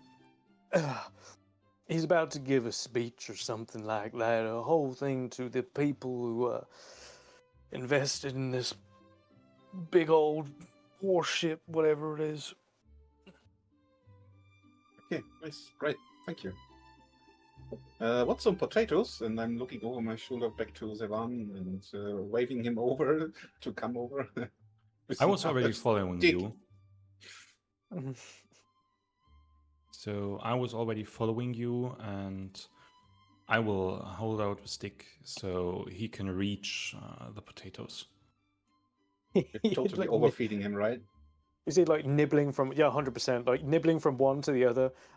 You can see so occasionally a chord drops or a string plucks a bit incorrectly as some of the music goes a little off key as he's just you see his eyes rolling back as he's eating just steak and potatoes and loving it, having a great time, just pure protein and carbs right now, and he is absolutely adoring it. As they're eating, you hear a bell that is currently rung out. And then you hear Elixir say, "Oh, I'll probably be there now." And he stops doing his performance. God, right on time I meant for that. You are all able to head upstairs for the basically past the dining part, and then heading over towards the main bit at the very top, tippity top. You can go and see Cogsworth. Would you all like to do that, or would you like to stick around down here? Yes. As you see the other guests beginning to filter I will up. immediately go upwards. I'd like to go see Cogsworth. Yes, go see Cogsworth. Making your way, Elixir is going to stay down here and continue to eat the steak and potatoes, which he absolutely adores at the moment, heading all the way up to the top.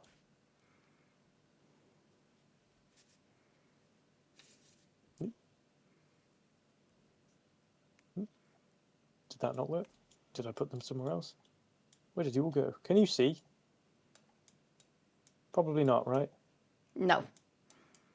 All right. Let me put you on manually. Probably be better anyway. Making your way up to the top here, I'll put Quacksworth down and Sylvain and stuff. Can you all see up at this point here? Yep.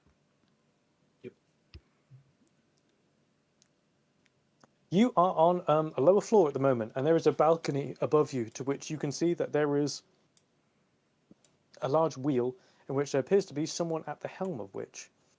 I'm going to actually just remove this for the meantime. I'm going to put it over there. Can you see? Yes. You see a figure coming out here. Hogsworth Sprocket Solder.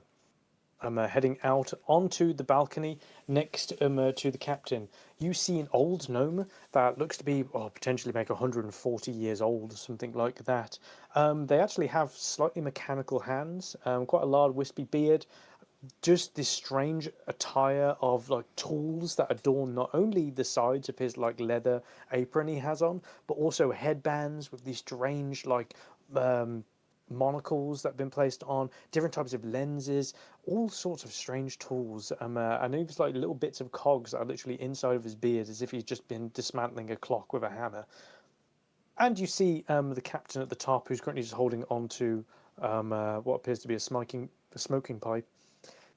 And then with one hand is gingerly just moving back and forth every so often as they're up at the top.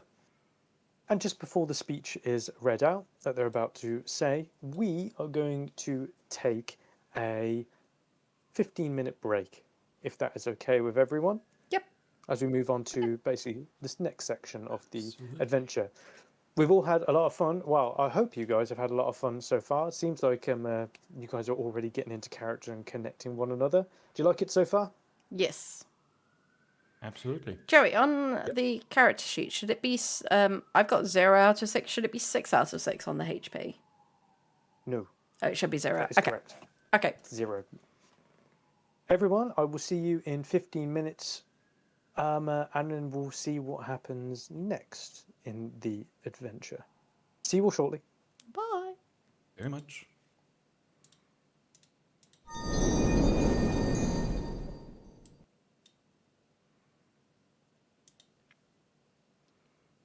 You think there's a grave of a mistake duck if it's that duck.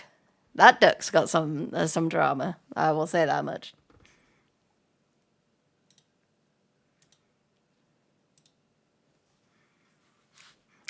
I will be back in just a moment.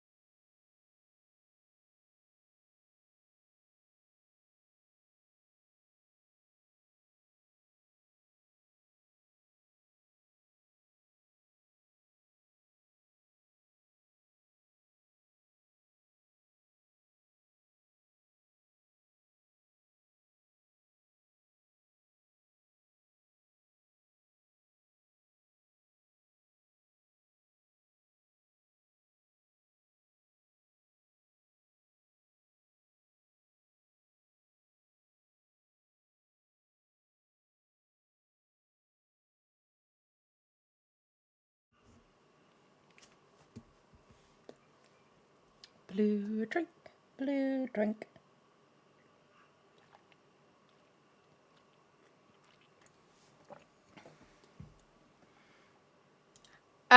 No, it's something called vodka. It's a blue. It was came from blue frogs in our last D&D campaign, because I have read one too. Is when I actually started it, and we had just encountered a blue and red frog.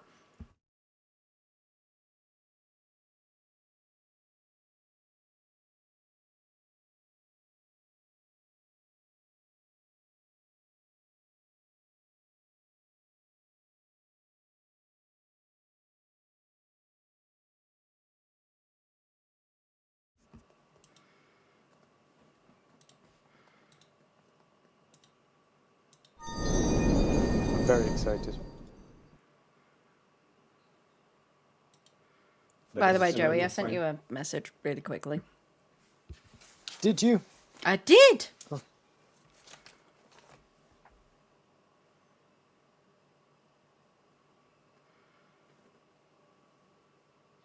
Yes, I'm enjoying Quacksworth as well.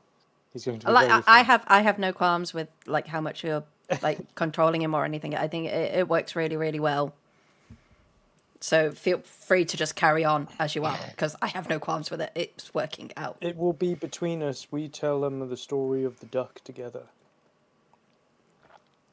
And I think you're enjoying being the duck. I am very much enjoying being the duck. Okay. Oh, we'll just wait for Daniel to get back and then we'll go to this next bit. I'm jumping the gun a little bit, I think. I'm trying to keep my story and descriptions flowing as best I can. So let this stop-start.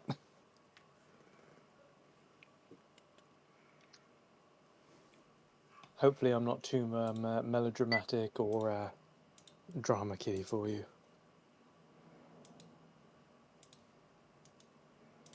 No, no, no.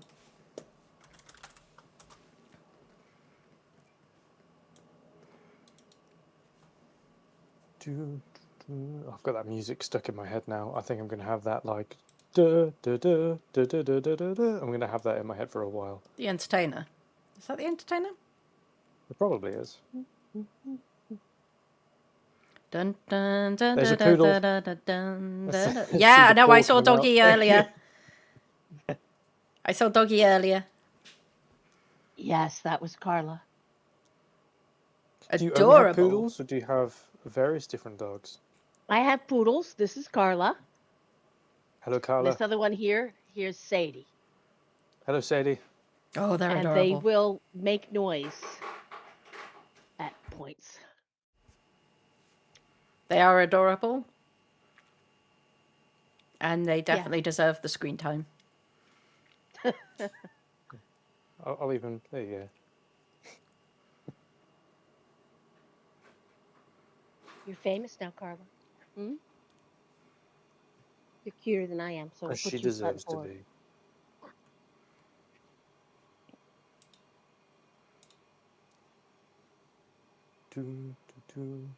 Damn it. I don't think that's the Entertainer. No, I don't think it is, but I can't remember what it is. Dun dun dun dun dun dun dun dun dun dun dun dun dun dun dun dun dun dun. Dun dun dun na na na na na na na na na na na na na. Does anyone in my chat actually know who it is? Although I've just had people saying that they're things about burning it. Jesus. That sounds a bit intense. Burning it. Yes, just someone coming in. I was in like burning it like a CD. No. It's just a random thing they said. And then got asked who was burning things, and I said the duck was burning things. Because I feel like that's what Mr. Quacksworth would do if he didn't have any... Breaking things. Yes, I'm if sure he didn't... fire will come into it. Daniel, are you here? I am absolutely here. Perfect. Let's...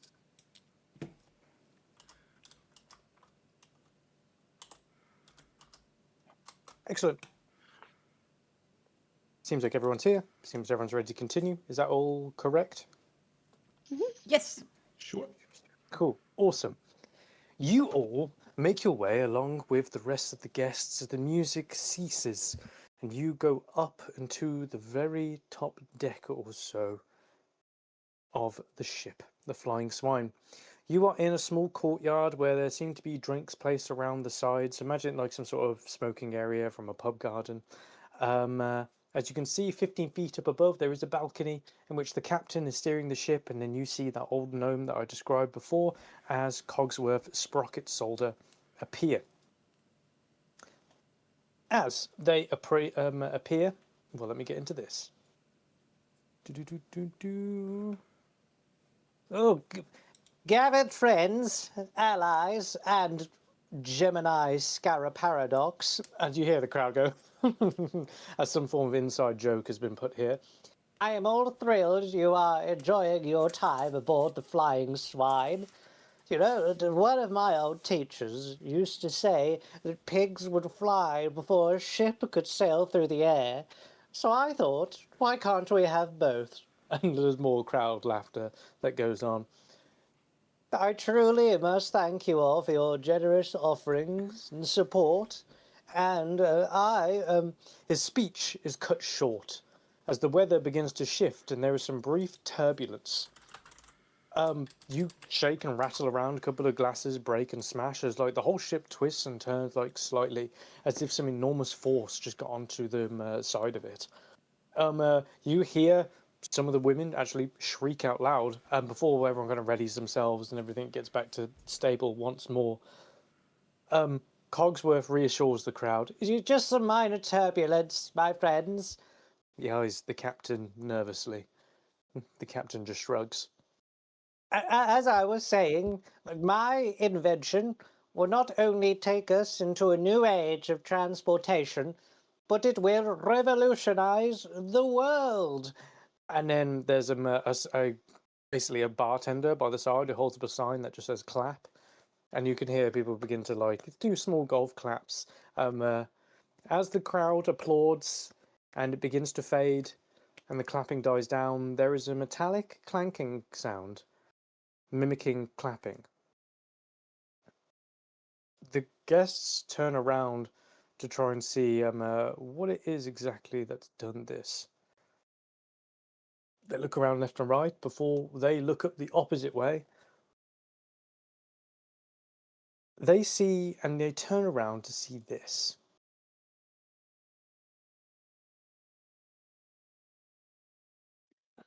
Can you all see? Yes. Up above, crawling up onto the top of the roof over here, there are two. Well, let me give out the actual description of this bit here. As they look around and they see these strange clank, as well as these enormous metal frames on top, they see a clank with a lantern-like face and strange purple vapour coming out the top of their head like a chimney. Their metalwork body is a masterwork of arcane runes and charged with a purple magical energy that none of the crowd or you have witnessed before. They're wearing a trench coat of sorts on the top of these arcane runes, and they are joined by two other enormous, monstrous-sized clanks with large ripping claws. The strange purple one speaks out to you. I agree, Cogsworth. It certainly will change the world, but not in the way that you will anticipate. The crowd doesn't know if this is some form of like flash mob or maybe some sort of event that's happening that they're just unaware of, maybe some form of entertainment.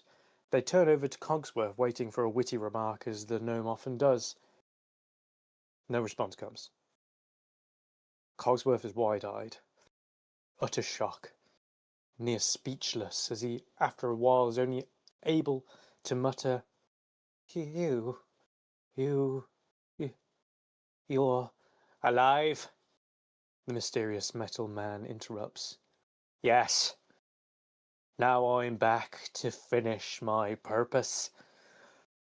I'm sorry to cut the party short, and the lives of your friends even shorter. He raises his hand into the air, and a pulse of purple energy radiates out like a wave, going down and consuming the passengers that have gathered around, and they all begin to fall to the ground. The purple wave comes up around you, but mysteriously and strangely, you are unaffected by this. You see the others begin to hit to the ground and they convulse violently. Foam begins to come out of their mouths as their eyes begin to roll into their head, and that purple energy begins to seep into their very veins. And then they begin to stand up.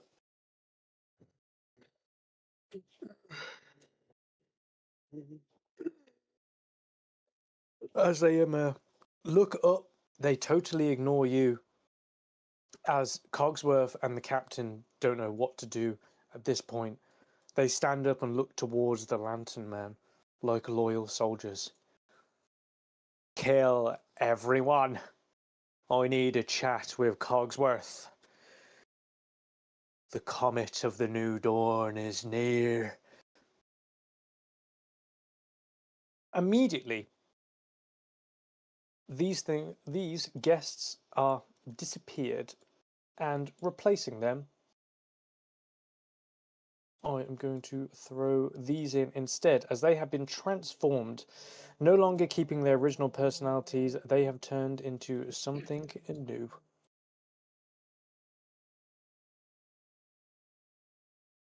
Let me switch to this.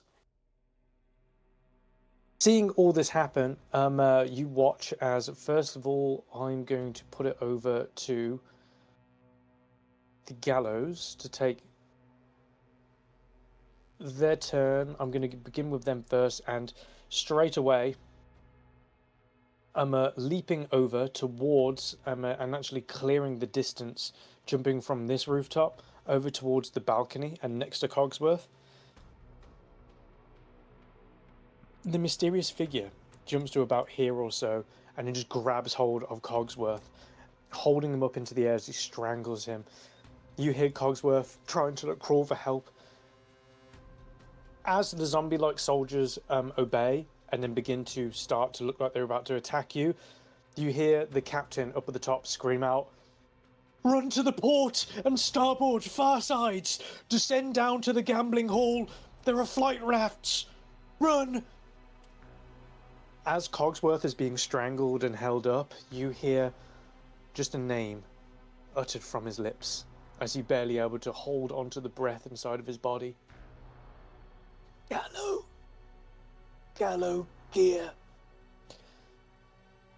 Interrupting as you see all this happening, as these are going to attack you, and coming to basically this part here, you see these enormous robotic-like figures with giant clawed hands. I mean, think like a Chaos Space Marine Terminator with these power claws standing up above you, ready to jump down.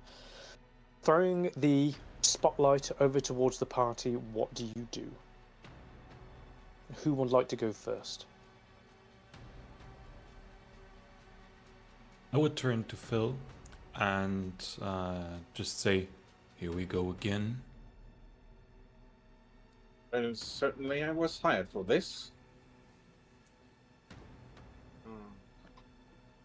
Does the purple clanker still hold on to Cogsworth? The clank, the mysterious lantern-headed purple energy clank, that there was whispered as the name, which I will reveal now, because they did say what it was. You heard them whisper the name Gallo Gear.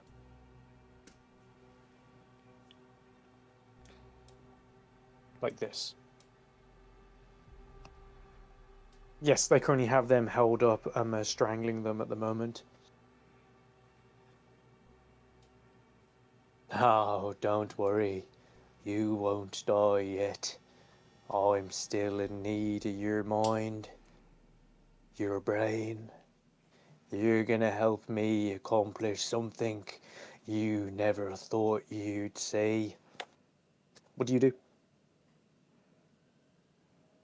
I'm saying to Sevan, just like in the caverns, I would like to step into the corner to get some distance to Cogsworth and Galloway.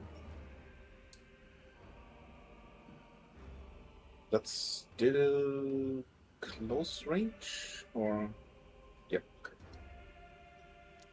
They're also at a height advantage above you. They are 15 feet above currently. I will probably, if nobody else wants first. I would go after you. Okay. I would take out my rifle and try to take a shot at Yellow Gears because he's holding my friend and he threatens our death. So Sure thing. As they're up above, they're not massively up above, but you are able to see them. So you Yeah. take hold of your rifle and lining it up, you get ready to take a shot. since this is in very close range, or close range,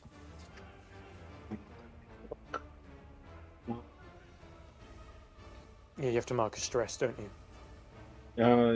yes, I think so. Yeah. Somebody is in very close range. Yeah. So I'm marking stress. Where do I do this? Got it? Here. Yeah. Okay. The height disadvantage or just straight? Nope, just regular. Don't worry about height disadvantage. Okay. So duality roll was finesse. No, it was agility. Agility is it? Yeah, I thought it'd be a finesse weapon. I thought I looked at this earlier. It's an agility weapon. Though I would Yep. swear it would be a finesse weapon, but it is agility. Yep. Okay. Oh, that's very good. That's going to be 20. That is going to hit. You are able to hit Gallowgear, and you gain a hope as well. So damage roll is 10.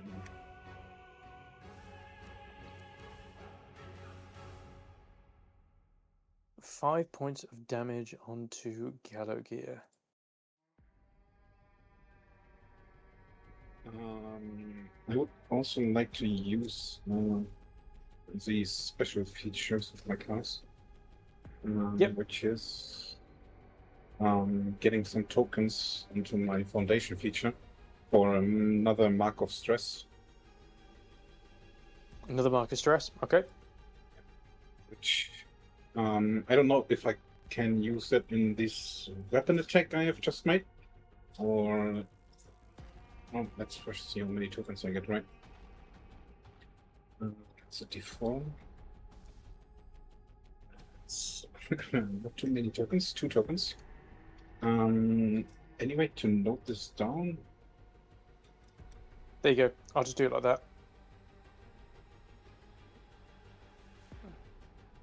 Okay. You got two tokens on your character.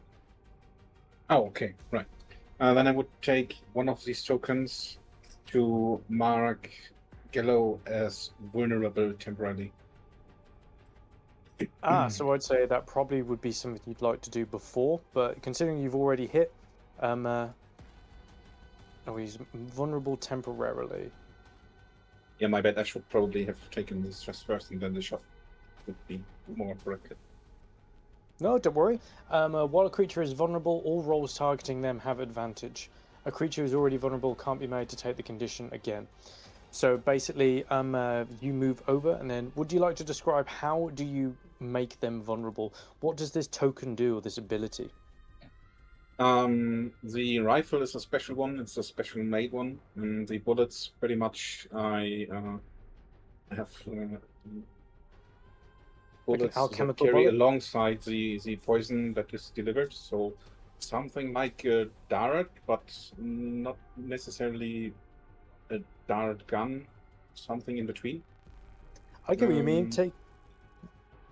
taking hold, a piece of ammunition, one of the bullets, and you sling it Yeah. across, and seeing the fluid inside, you just run it across your skin for good measure before loading it into the weapon, aiming for Gallagher and firing, hitting them directly, causing them to become vulnerable. As you see, the poison begins to work its way through their body.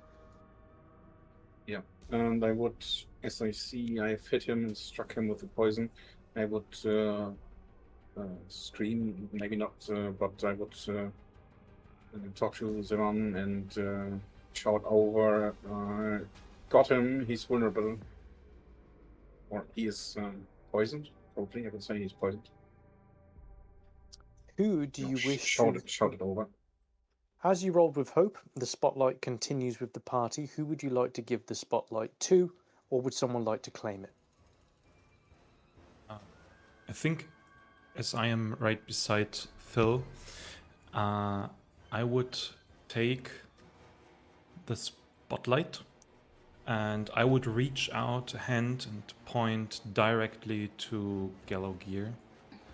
And I would scream to him, "Stop this immediately!" As I am going to use a Blightning Strike, which is a spellcast roll against the target. We have advantage activated from the poison. So let's do this. That's a critical. roll. That's a critical hit. It's a critical hit. So a critical hit it counts as a result with hope, right? Exactly that. So you gain a hope and you clear a stress. Yeah, because the Blightning Strike does on a roll on a success with hope, it does 1d6 plus 1 damage, and on a success with fear, it does 1d10 plus 1. And I don't know how to count a critical because the card does not describe a critical.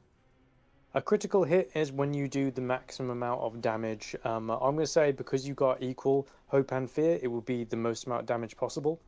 So that means you first of all roll the d10, but you automatically get the maximum damage. So it's 10 damage plus 1 to make that 11, and then you roll a d10 and you add that onto that damage. So 12 points of damage at that point. Yes, and yeah, it's 12 points of magic damage. And on a success, so if I hit, the next attack he makes only does half damage. Okay. Only just half damage on the next attack. Perfect. As this was a hope, you can throw the spotlight over to someone else. Or you can also move if you want to move anywhere as well. It's up to you. Though that is quite... I would stay where I am. Okay. Who do you want to throw the spotlight over towards? I would say Lyra. How about you? Okay. Lyra. Lyra's gonna look at the scene and go, how many investors did he upset? How many has he screwed over?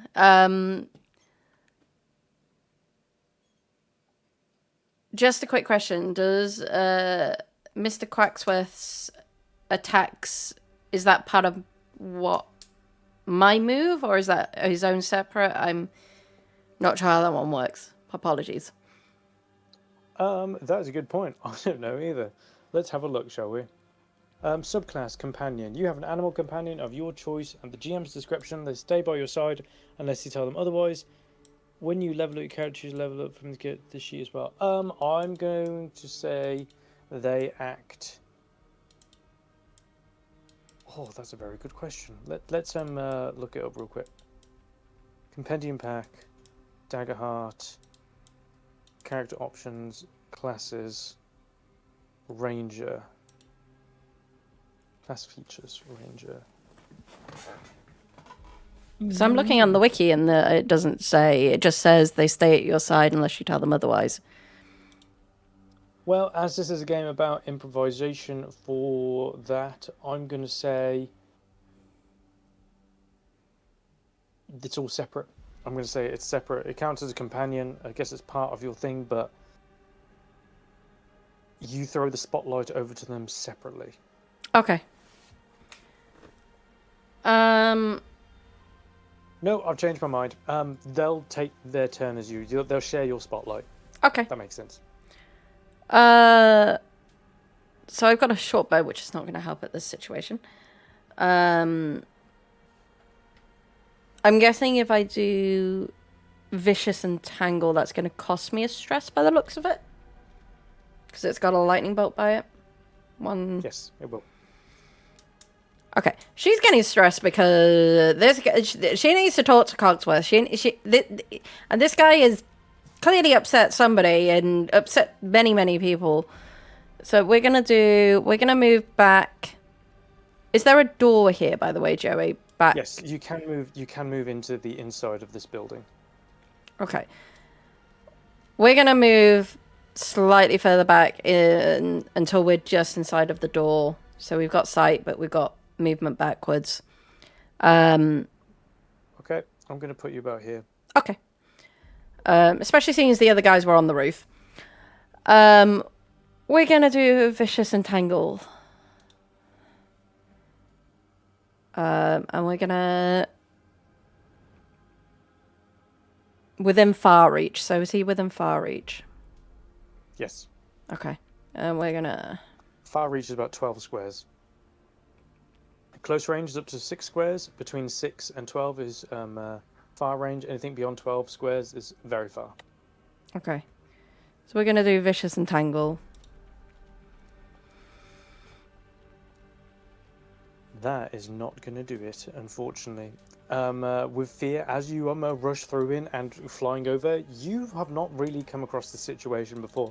As you're trying to take the entanglement, you quickly realize you aren't on the ground. You aren't anywhere near nature here. As you're trying to call upon Mother Nature to assist you, you don't have any connection to the earth, and your powers just aren't simply going up. Okay. I gain a fear.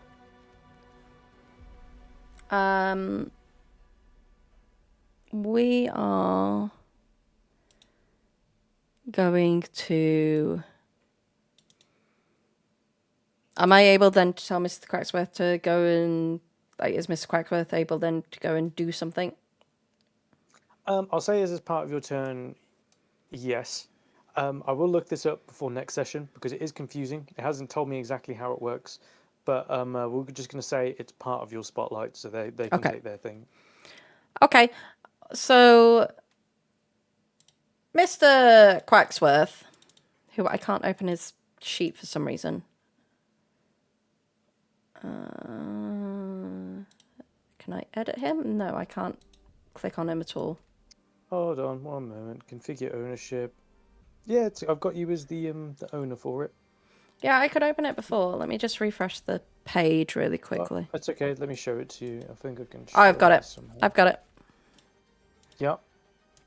He is going to go up and start having an attack. Pecking. Is he able to even get close enough to this guy? Yeah, they're in melee, right? Oh, do you mean to fly over to Gallowgear? Yeah, you can fly. Okay. And he's going to attack him. He's going to start pecking because clearly the other guy is rich and this guy is not. This guy's got a grudge and it's obviously not something that he wants to do. So we're going to... A small duck flies up towards that is... 11 is not going to do it, and I'm going to name another fear. As Mr. Quacksworth flies up towards peck towards Gallowgear, Gallowgear just spins with one foot and then throwing with a vast amount of force. Mr. Quacksworth is thrown onto the other side over here. And with fear, I will then take my turn. I'm going to spotlight Gallowgear, who is going to activate Dance of Death. Marking a stress, I will spotlight 1d4 allies. Attacks while they make a spotlight are half damage or full damage if you spend a fear. That's for each one. I'm going to spotlight them. Let me see how much of a d4 I roll. Hey, look at that. I got 3. So firstly, I'm going to target this one.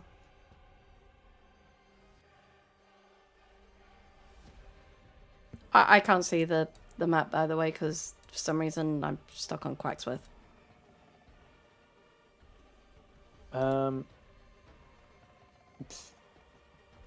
Maybe close his character sheet down or click off with a left click somewhere. Nope. Okay, in that case, I'm just going to click this button and then retrieve him back over to you. Okay, doke. Deposit companion token. There he is. Can you see? Yes, I can now see him. Cool. In that case, spotlighting the tokens, I'm going to do this one here. This one is going to crash down at this point here. Launching down, this enormous mechanical monster begins to stand up with these huge claws. I am going to spin round and targeting Belvane. I am going to activate the ability of Cut to the Bone. That's not so good. And I can mark a stress to make an attack against all targets within very close range, which is going to be Selvane, Phil, Lauren, and Lyra and Quacksworth, although that seems a bit too far. Oh, you're just on the edge. You're just on the edge. So I'm going to hit everyone with this. Oh, all targets within very close range. Yeah, no, I'm just going to target you guys. So, I'm going to do this. I'm also going to spend a fear to activate full damage this way. Sorry, my phone keeps going off. This is ridiculous. For some reason, everyone's messaging. That is going to be 10. I didn't know if I hit anyone there with that. My evasion is 11. Evasion of 11, 12. I missed. 12. 12, I miss. 12, I miss. The duck? The duck is...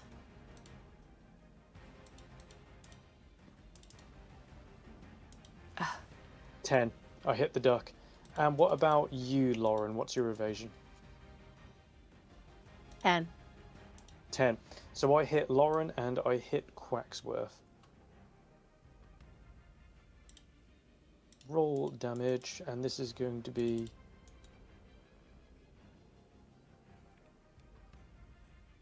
(1d8 plus 2). Or minimum damage. Onto you. You'll see it comes up on whether to mark an armor slot or not. And same there as well. And you will need to mark a stress. Then I'm going to... I've still got other allies that I can target.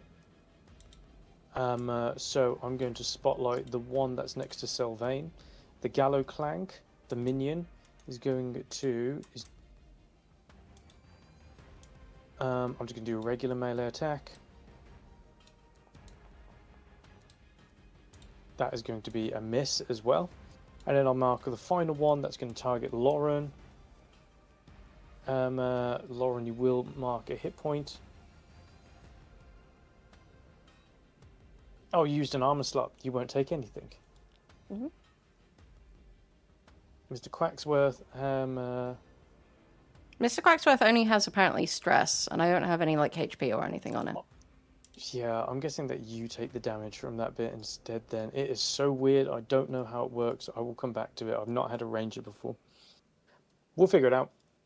So you just want me to take the hit? Yeah, you take it instead. Where do I put that? In the HP or the... Yeah, so in HP, you can basically... Yeah, you got it right there. You got it.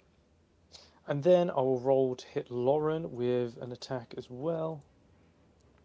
But one of the minions. That's a natural one. They're all missing so far. They are pretty useless at the moment. With a natural one, as it tries to make an attack towards you, it just falls down. And I'm actually going to say it marks itself vulnerable as it falls over prone. As I've got a natural 1 and I've done all the rest, I am going to spend another fear to continue, and I'm going to mark this one again.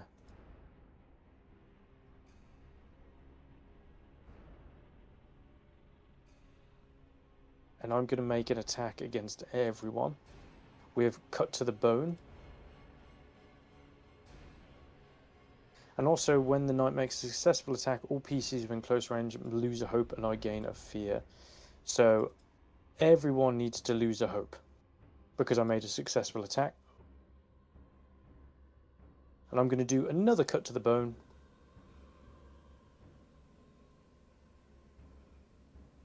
Marking stress. And I think that's going to miss everyone, so I don't get anything that time. I failed to hit literally everyone with the second one. I take one heavy claw attack and you're able to move out of the way of it before it strikes again. And then as it tries to take a second one and spin around, you're also able to get hold of cover and you are not hurt in any way. Taking up You the said spotlight. You said one attack was successful against us. Yes. Does it any damage, yeah. or do we just lose hope? You just lose hope because I didn't hit you, Okay. but I did hit Lauren and I did Yeah. hit the Okay. Lyra. So in that case, I would ask about that, John Joe, because the beasts are all melee attacks. So if we can just get that clarified, because that wouldn't make sense then to take an attack if the beasts are all melee. it was the creature here that made the attack, and your character Lyra is also within Yeah, that's very fine. close range, so it would hit you anyway. I meant the previous one. As in with Gallowgear? Yeah. Yeah, you were in melee range over here. Oh. The duck, because the duck went over to peck them. So No, I'll explain it in DMs rather than clog it up. Okay. In that case, I'll throw it over, and I think need to take a turn. We'll throw it over to Lauren. Lauren, you take a turn. Okay. The first thing I'm going to do is use my luck bringer because once every session I can give everybody hope. Alrighty. Because I'm just a very inspiring person, I guess. Is this the one that's down on the ground? Yes. You have advantage to hit them.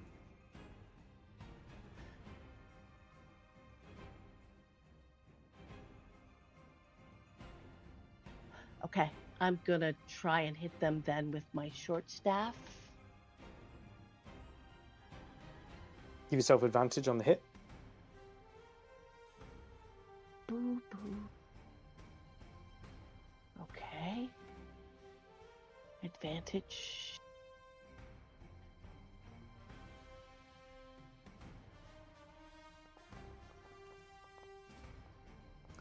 That is going to be a success with fear. I'm going to gain a fear, but you are going to be able to hit, and you can roll for damage.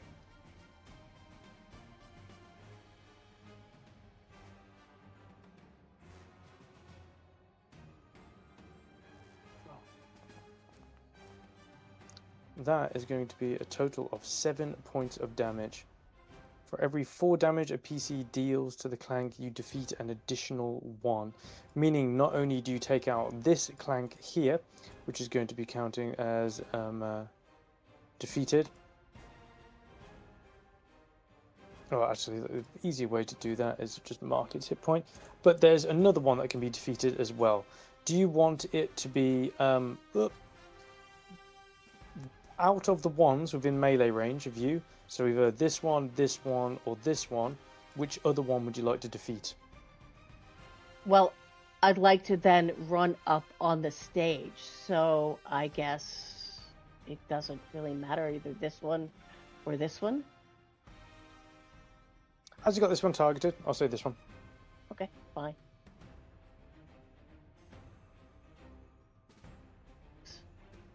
Apparently I'm targeting everything because, I'm smart that way. And I'm going to run up on stage. Perfect. Sprinting up, you're able to clamber up onto the main stage, and you are 15 feet with the others.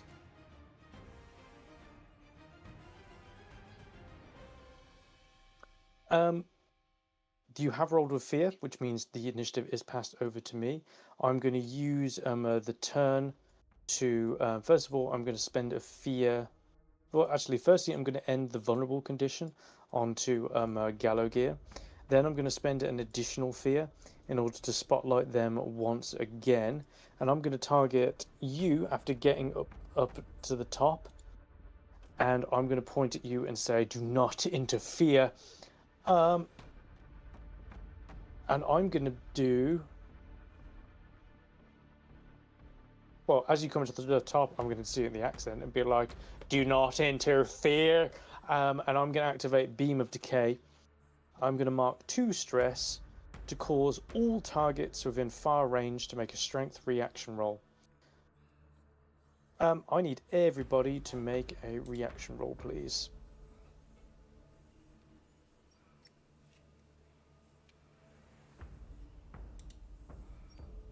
A strength one, you said. Yes. Difficulty is 18. That's a critical success. Give yourself that's a success. Critical success, you gain a hope and remove a stress. That's a success. That's a success with hope as well. Oh, sorry, it's a reaction roll. Doesn't matter. Oh, sorry, I'll take Reaction away one rolls, of you them. can get it. Yeah, reaction rolls, you don't get hope. Criticals, you do, though. Criticals, I'll give you that. Every single person passed. How do I remove a stress? You have to have some. Oh, you do. I There you do. go. I've done it for you. Do I just type the 1 over it? Yes. Okay. Targets who fail take 2, and you gain a fear. Targets succeed, you take half damage from this, but you're already going to take half damage from this. So this is going to be half damage.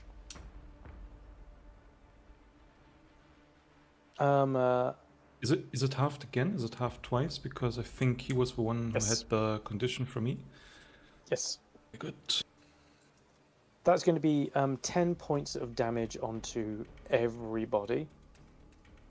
So what you want to do is you want to look at your thresholds, and if 10 is higher than your minor threshold and it's lower than your severe threshold, you'll be taking major damage, which will be 2 points of damage.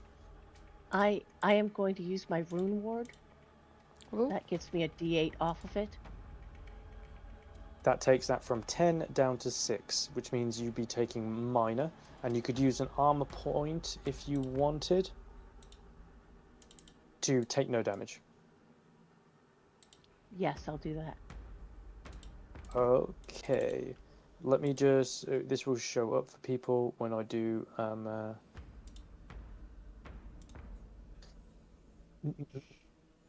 me type in 10. I'm so sorry, I'm struggling again, Joey. That's okay. What, with character sheets or just what's going on? A little bit of both, but mostly the character sheets is...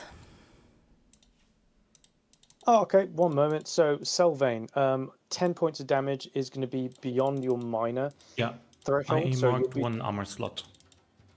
you marked an armor slot, but it means you will still take 1 point of damage. Yes, exactly. Perfect. Just doing the character sheet. Let's come over to Phil. Phil, are you good? Yeah, you would have taken that. You sure you don't want to mark an armor slot? I'm marking an armor slot, then it goes down to minor damage, and I'm marking a Yeah. stress to negate minor damage. So, Alrighty. a stress for me and an armor slot. Lyra, what are you seeing on your screen? I'll send you a screenshot. I also found out about when it happens when animals...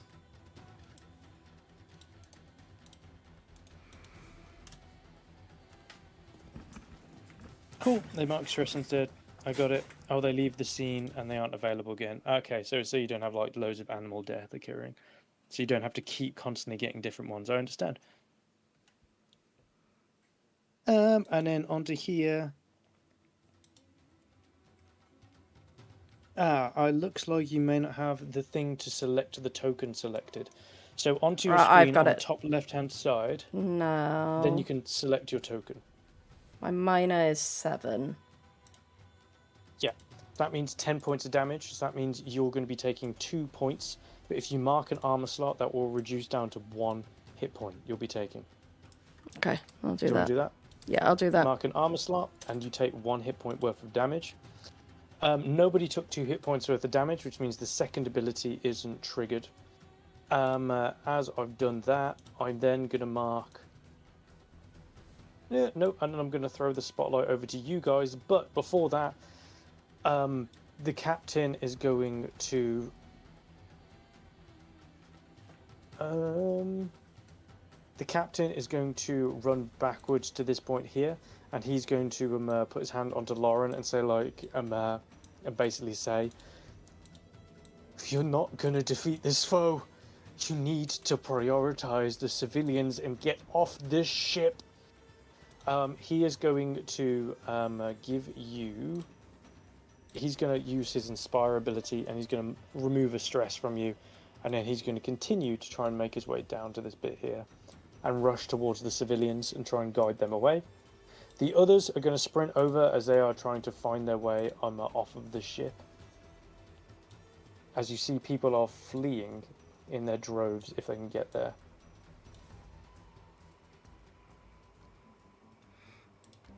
And then throwing it back to... Let me move them over.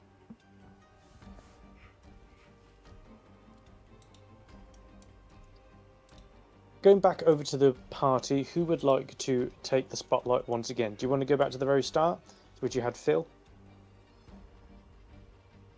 Yeah, sure. Seems to be I'm okay working. with that.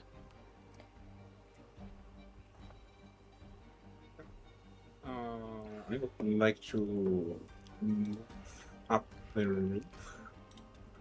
Probably onto here. Are you getting onto the roof, or are you going beneath? No, I'm going onto the roof, climbing onto it. Or would you say I can't reach this far? No, that's fine. I'd say you're a frog. I'd say you can get up there fine. I should be able to still target Yellow Gear, right? Yes, you can target basically anyone from any point of the map, I think. Yeah, I'm not sure because he's half covered, like, looks like. I don't know. From Don't worry shadow, about from cover. my point of view. Okay. Oh, from your point of view over here? No, it's fine. Don't worry. It's when you're on top of the roof over here, you basically have a vantage point with it. It's just be straight rolls. So Phil is going to go into murder mode and use his class feature, spend 3 hope to clear 2 stress.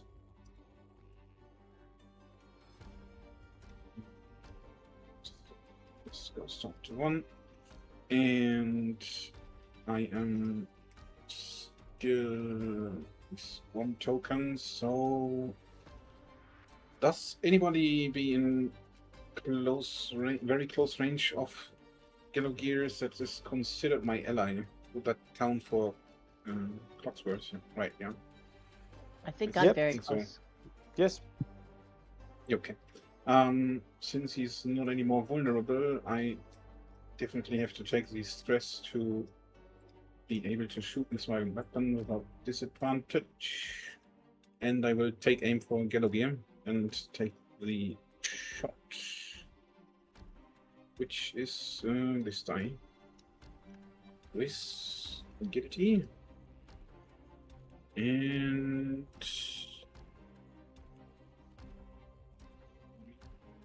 probably using an experience for it because we are now in murder assassin mode, so I am channeling my inner assassin, and I need to mark off 1 hope for the experience, right? Yes. Okay. So just 2, taking aim for the shot, and hopefully, yes, looks good. That's certainly going to hit. And you're going to hope back. Okay. Really took my time for the shot, so I'm gonna use class feature Mark of Death for a stress, I'm marking him for death, and he's now my more or less single target, and my damage is getting an extra d4. Yeah. Okay, I'm going to say he's marked to death for like that. D10 again for damage.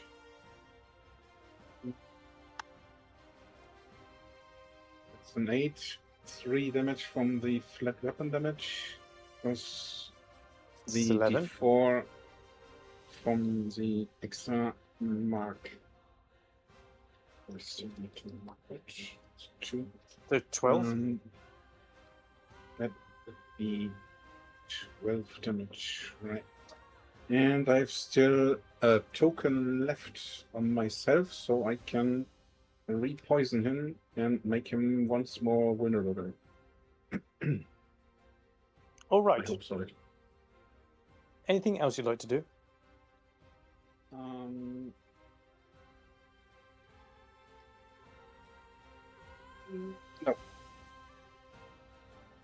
I am going to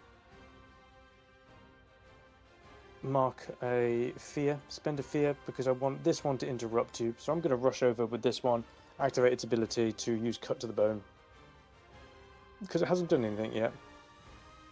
Targeting you, that's going to be a 16 to hit you, Phil. Rolling damage for this, you'll end up taking 6, and you must mark a stress. And because of that, everyone else will need to, as I've got the terrifying feature, all PCs within close range lose a hope and a gain a fear. Within close range of me are going to be, I'm going to say that the ranger is fine because you can't actually see me. I'm going to say it just applies to the frog because you can't I see them. lose hope and gain a Yes. stress from that. Yes. And I probably take the 1 damage, which I'm gonna gracefully take. All right. Throwing it back over with you guys have got the spotlight once again. Phil, who do you want to throw it over to? I'm probably shouting front. He's vulnerable. Vulnerable. Jesus. Again. Get him. Get his ass. Sylvain, I'm guessing, or whomever wishes to take it. I would take it. And I would try something else this time. I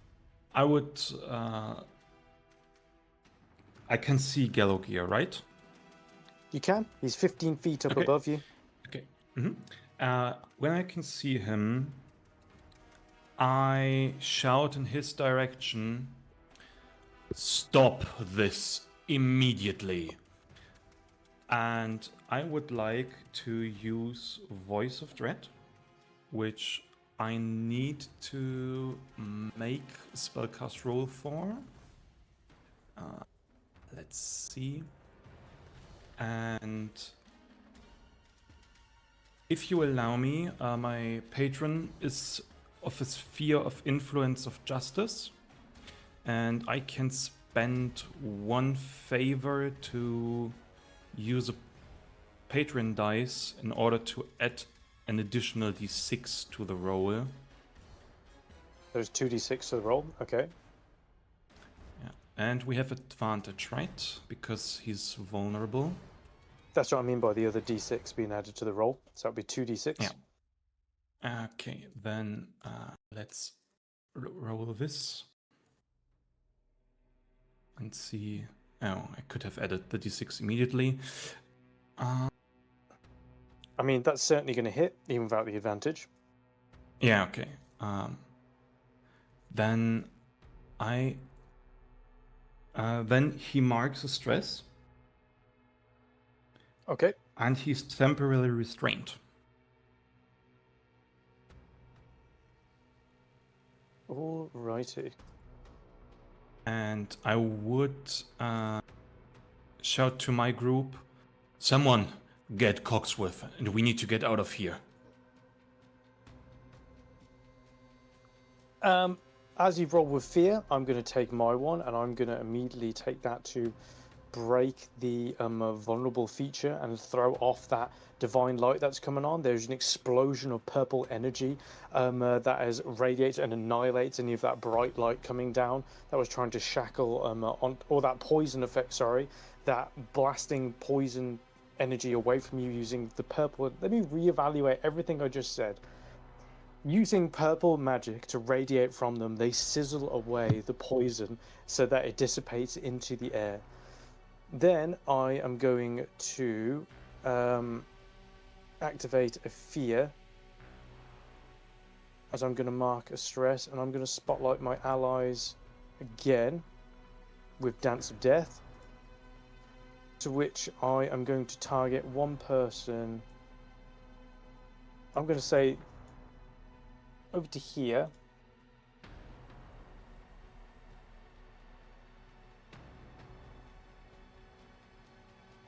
And I'm actually going to have group attack occurred. So that means that with this one here, I'm going to spend another fear as part of their abilities. So activate group attack, and all of the Gallow Clanks move over within close range, and they all move to attack.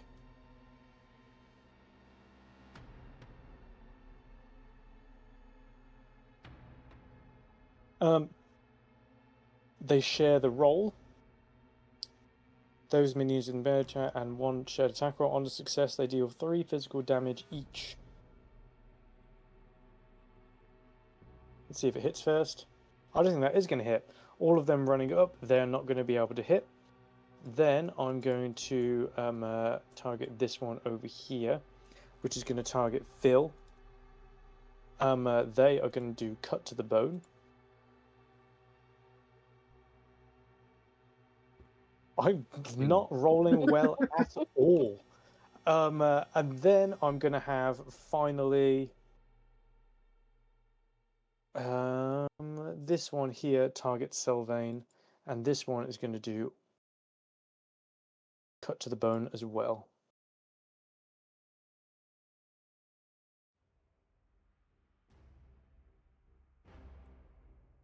And I'm going to miss again. All 3 miss. Oop. That is not good at all. Did I actually have anything else? What did I roll with this? Spotlight 1d4. I didn't roll the d4. Never mind. I'll just leave it there. Wow, okay. So that all failed. Those have all been whiffs. So instead, I need to continue to use this fear, but I will do so in a bit. For the moment, I'm going to throw the spotlight back to you guys. Sylvain, who do you want to throw the spotlight to?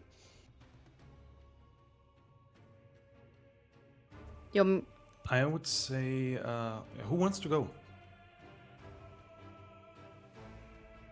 I can go. Yeah, Or go. she can go. I don't care. Do you have something you want to Lau- do? Not particularly. Okay, then throw it to me. Lauren, it is.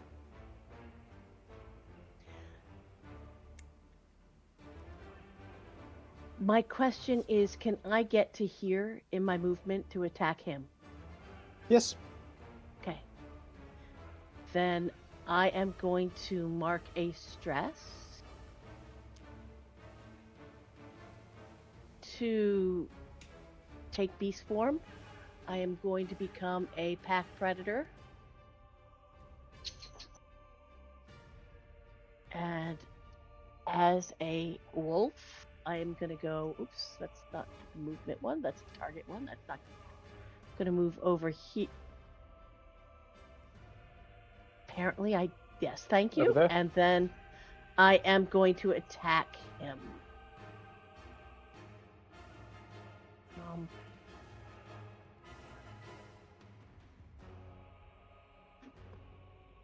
Where did my... Oh, here we go. Beast attack. There it is.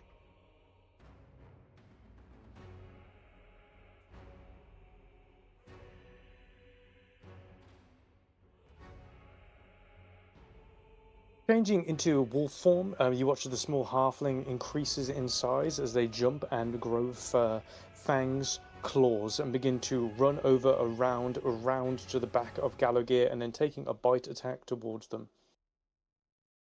I am gonna use one of my experiences, Law of the Jungle, and I'm gonna try and bite him.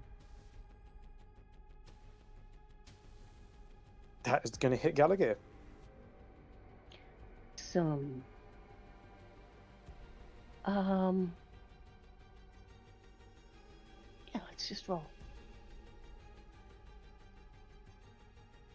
7 points of damage to them. That's another hit point Okay. marked. And you gain a hope. Now, I gain a hope. I believe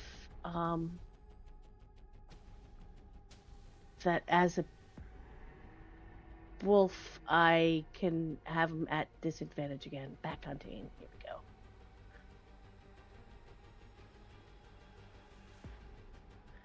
I'm gonna mark a stress to make him temporarily vulnerable with a hobbling strike. Alrighty. Who do you want to throw the spotlight to? It's Lyra left. Yes, Lyra. We're gonna move further. Oh, I'm not meaning to select. I just need. Thank you. We're gonna move over here because then I'm in far reach of everyone apart from the guy on the roof, but I don't even know where he is. We are gonna. Am I able to use ranger's focus and then attack with a short bow, or is it just one or the other? You don't end your turn, or really, until you've made a duality dice roll. So usually you can do a couple of things before. So ranger's focus is this one.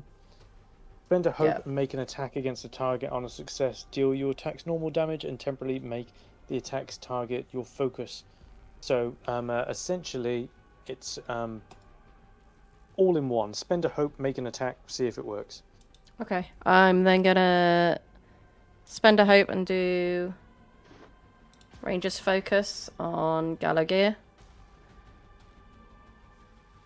Yep. And then I'm gonna do a short bow attack. I'm gonna do an experience on top of that because with runaway. If you gain a d6 because I'm also vulnerable. Okay, we won't do an experience then. So I get an advantage on that. Yes. Mm-hmm. Okay. Then I'm gonna do that. Ooh. You have all been rolling amazingly, and I have not rolled anything higher than 9 or 10. That's how it should 29 go, right? is absolutely going to hit. You gain a hope, and that means the extra. So that means the effects are going to be onto. They are now ranger's focus, as you are stacking up the things onto Gallowgear currently. I'm going to roll the damage.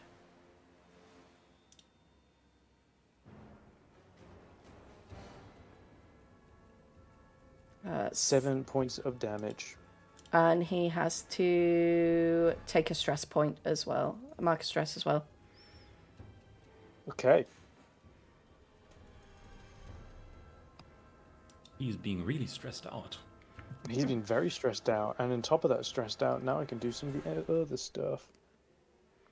We are going to have Mr. Quacksworth go up to big dude over here and do an attack. You do get to bonus d6 because they are vulnerable, because they are maximum stress. They stress themselves out and they only made one attack.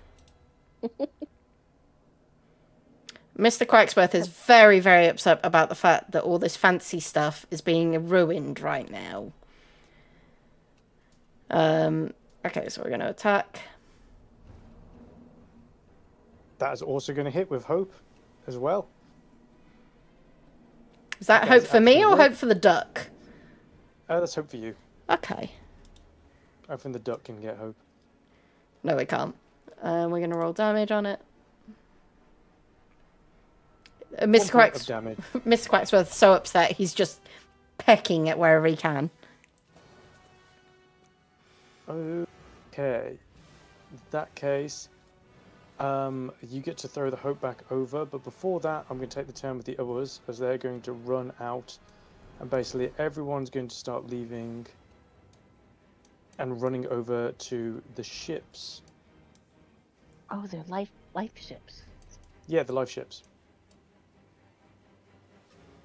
And that in, I'm going to. This is getting intense with Gallagher. They have not been able to do anything that they've wanted to do. I can't do any of that, any of that.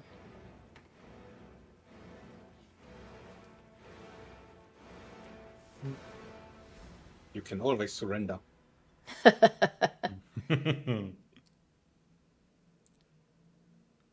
I don't think that he has this feature on his stat block.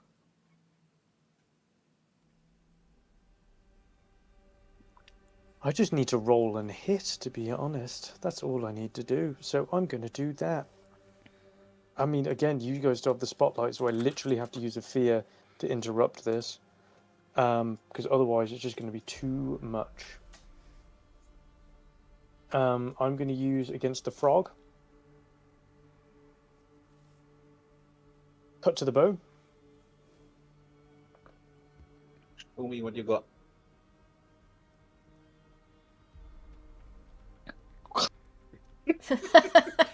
So close to the 18. Oh, I don't think I've rolled 5, 5, 7, 4, 5, like just nothing. Have my beyond 10. rolls. Have my rolls from earlier. To be Trying to fair, make we are stoic. tiny creatures, so You are absolutely minuscule. Your small frog-like dart form is able to just leap back and forth between the claws as this creature is also stressed out. As you can see that just from like trying to hit and focus on such a tiny target, the creature is overloading itself. Gallagher, who is currently restrained and temporarily vulnerable as well with all this stuff, I'm going to mark a fear to end the vulnerable effect for myself. And then Is he still Oh, vulnerable we- because he's stressed out? No, I made him Gallagher? No. vulnerable as well. not anymore. Okay. I can't do any of these fun stuff. And I can't do that either. Heart bleeds for you. I know, it's been so brutal, like initiating the main villain and then to be fucking just like not here at all. It is not their Shorter day, campaign. clearly. Yeah, shorter campaign, who knows? Well, let's It's so one let's shot. try- so let's do something more intense, shall we? I swear, if I get a 5, I think I'm just gonna have Gallagher run away. He's still restrained. Now I'm rooting for it. Oh yeah, he is still restrained. You're right. I couldn't mark all of them gone. Couldn't get rid of the vulnerable one.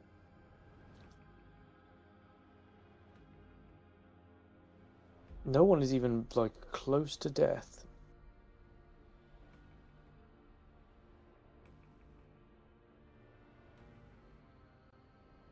So I'm just going to do absorb. I am going to remove. I'm going to roll a d4.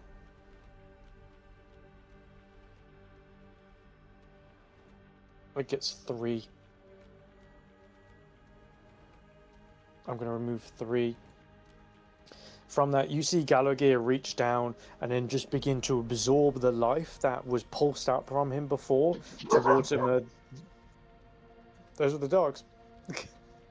The life that he pulsed out before that caused everyone else to change, you watch him reach down and just sap it back up into his body as he is going to I'm going to heal 2 health. Ooh.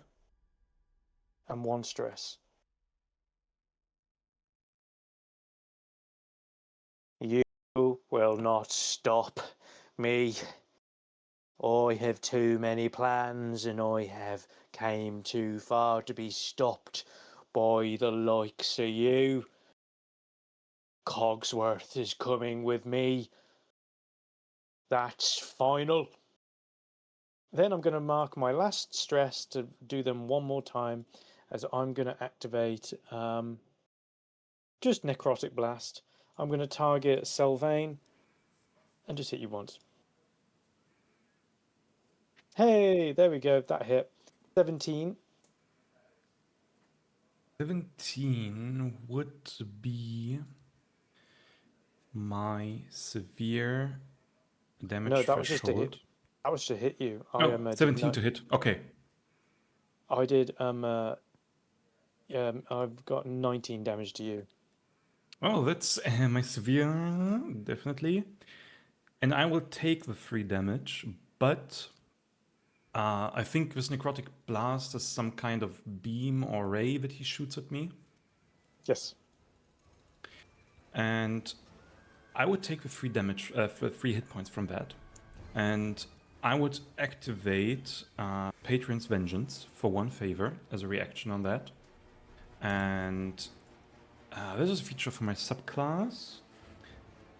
And as this dark ray shoots in my direction, you see as a brief shield around me glows up, and I will try to not deflect, so I'll take the damage anyway, but I'll try to shoot back some of his power to himself. And for every hit point I mark, I can roll 1 Patron dice. This means I get to roll 3d6. And for every result over 4, he marks a hit point as well. Okay. So let's do this. 1. So he marks 1 hit point as well. Alrighty. With the end of their turn there, I throw it over to the rest of you, as I literally have ran out of fear, so I can't do anything else. Who would like to start?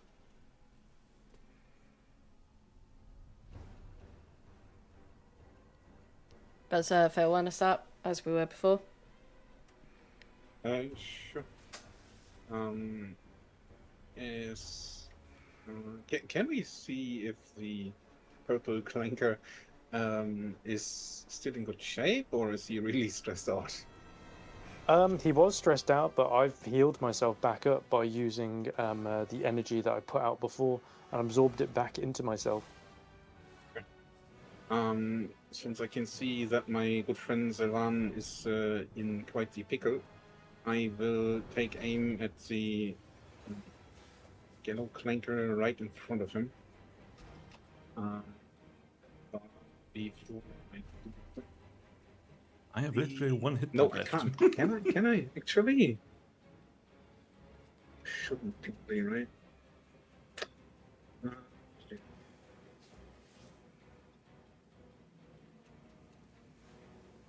Actually, I should check the boss because of the mark of death. Yeah.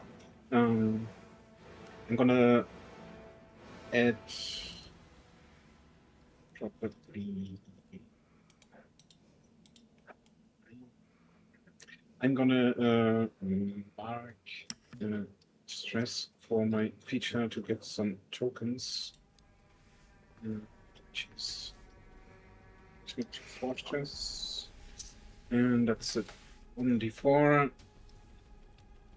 plus 1, so that's good. 4 tokens for me. Which means I will take aim for another stress, which I will need to not need to roll with disadvantage, and aim for Gear with my arcane rifle. We need an object roll right here. Um, Agility. Yeah. Okay. Did you say you roll with advantage because you need a d6 with that? I don't roll disadvantage, do I? Oh, actually, he's still vulnerable, right?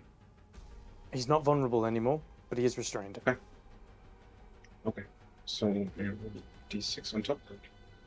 No, you don't if they're restrained. Restrained just means they've got no movement. Okay.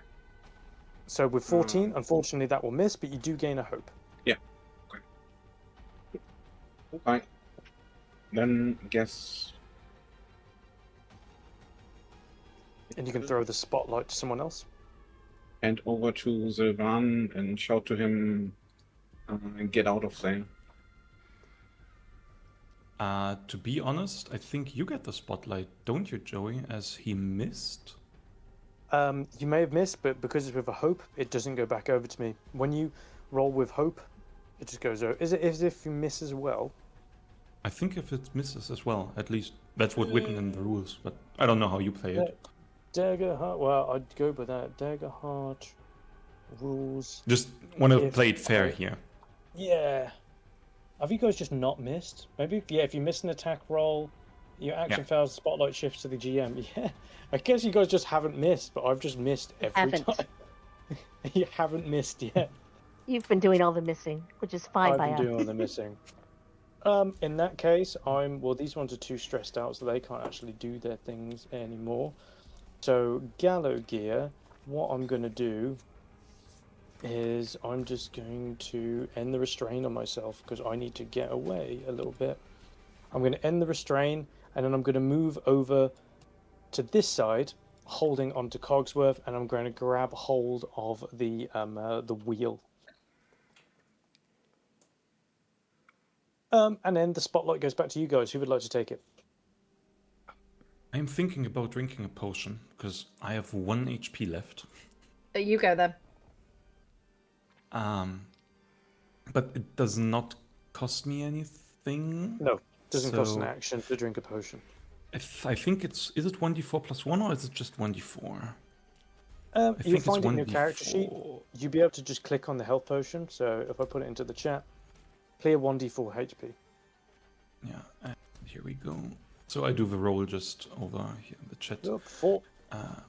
4 hit points. This is nice. So I'm back to 0 marked. Yay.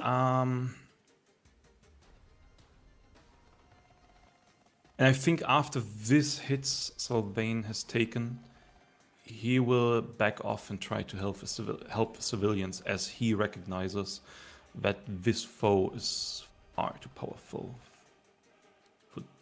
for to deal with him right now.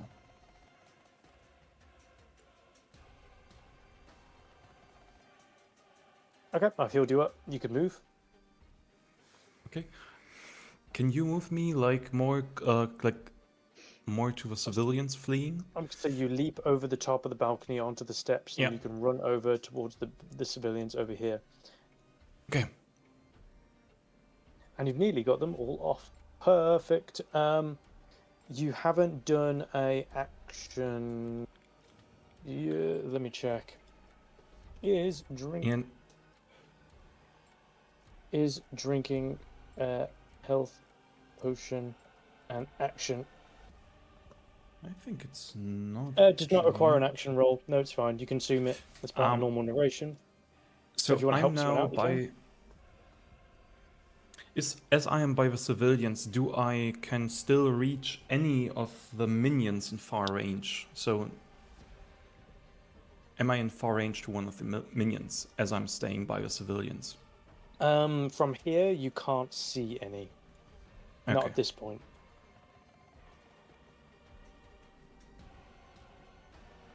Then I think I will throw the spotlight back to the group, as I can't do anything from here. Just wait if someone comes in our direction. Who wants to pick it up, Lyra or Lauren? I can take it. Good. Go for it. Okay, we're gonna do another short bow. Sure On thing. Gallagher. Hit with hope.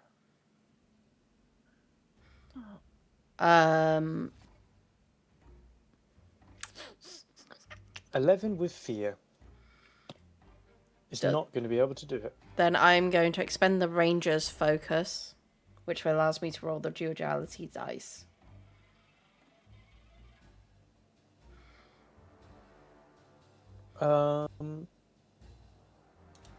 When they fail an attack against them, they can end their ranger's focus feature to re-roll.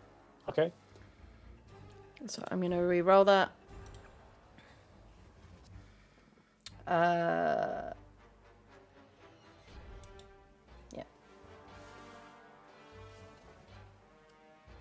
18 is going to hit. It is with fear, unfortunately. I don't get another fear with it. It's just counts as the same one. But 18 still hits. That is going to be 5 points of damage to them. Gallagher takes a hit point. Yay. And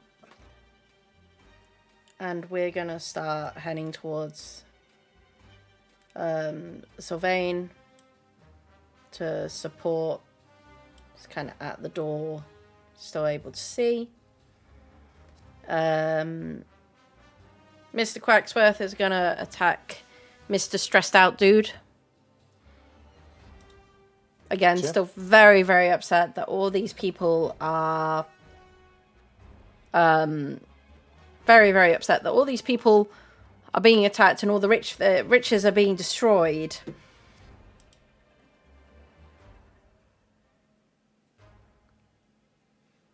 $21 with fear. That is going to hit.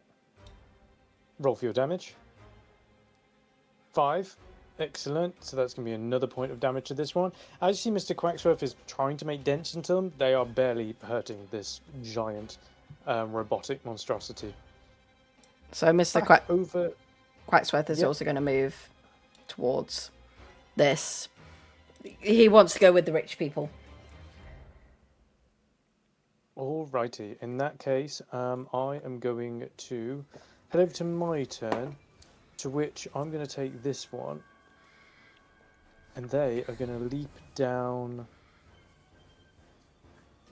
Oh, they can't actually do anything on their bit, can they?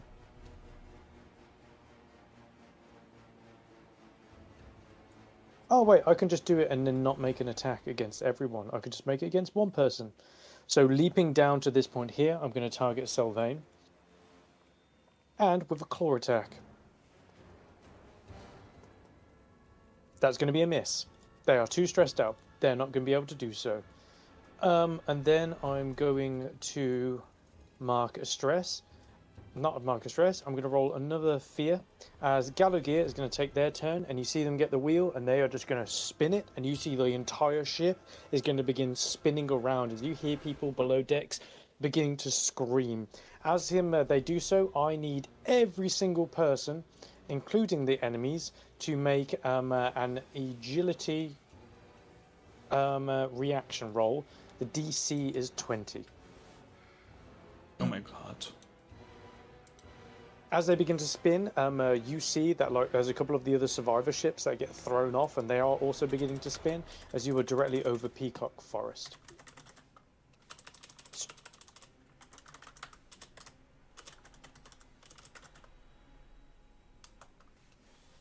First one is going to be 24 with fear. Lauren is able to hold on dear life.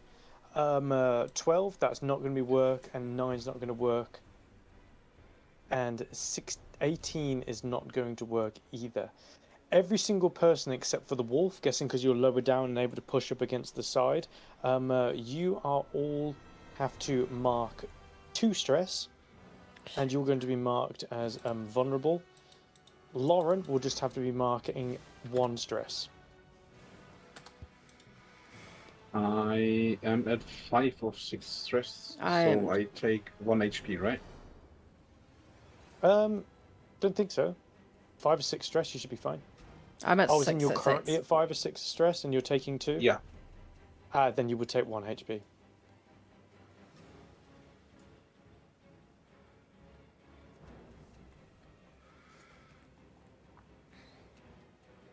Not looking good. As you see the ship just beginning to spin around, you can hear Gallagher just laughing to themselves. Oh, I need this one to make one.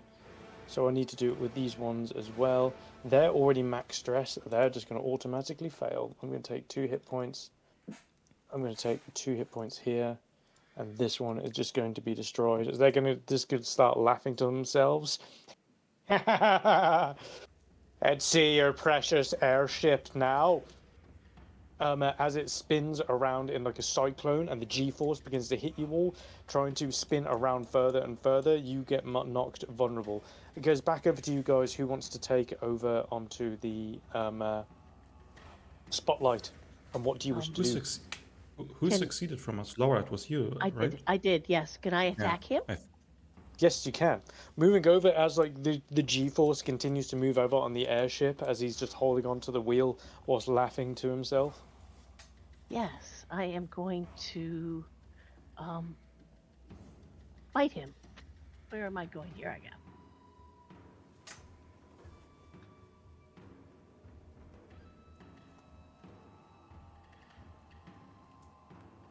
.20 is going to hit. And you gain a hope. Okay. Well, you guys are rolling really well. Like, the difficulty for Gallagher is 18.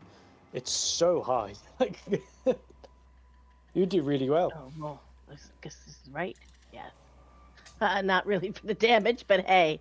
The damage is good. The damage is great. I'm incredibly hurt with them.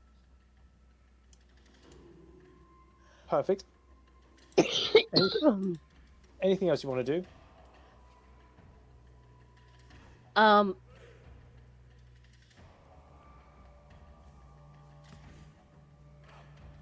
No. Yes, maybe.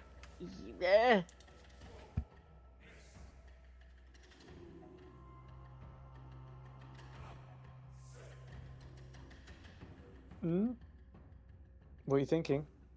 I am going to...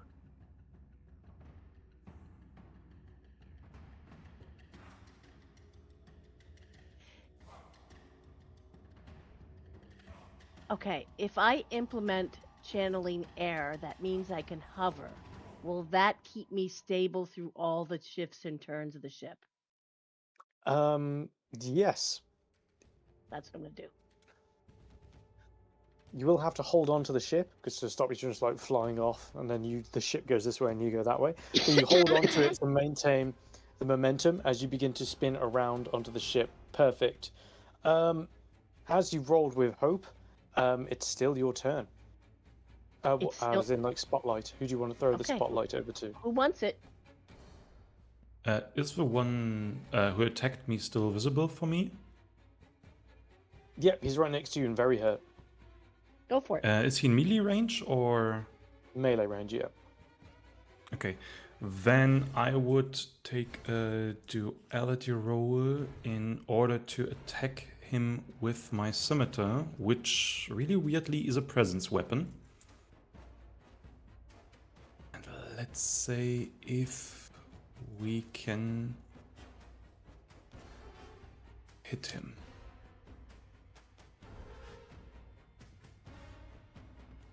Rolling really well, 19 with fear, but that is going to hit. Okay, this means I can roll 1d8 plus 1 damage.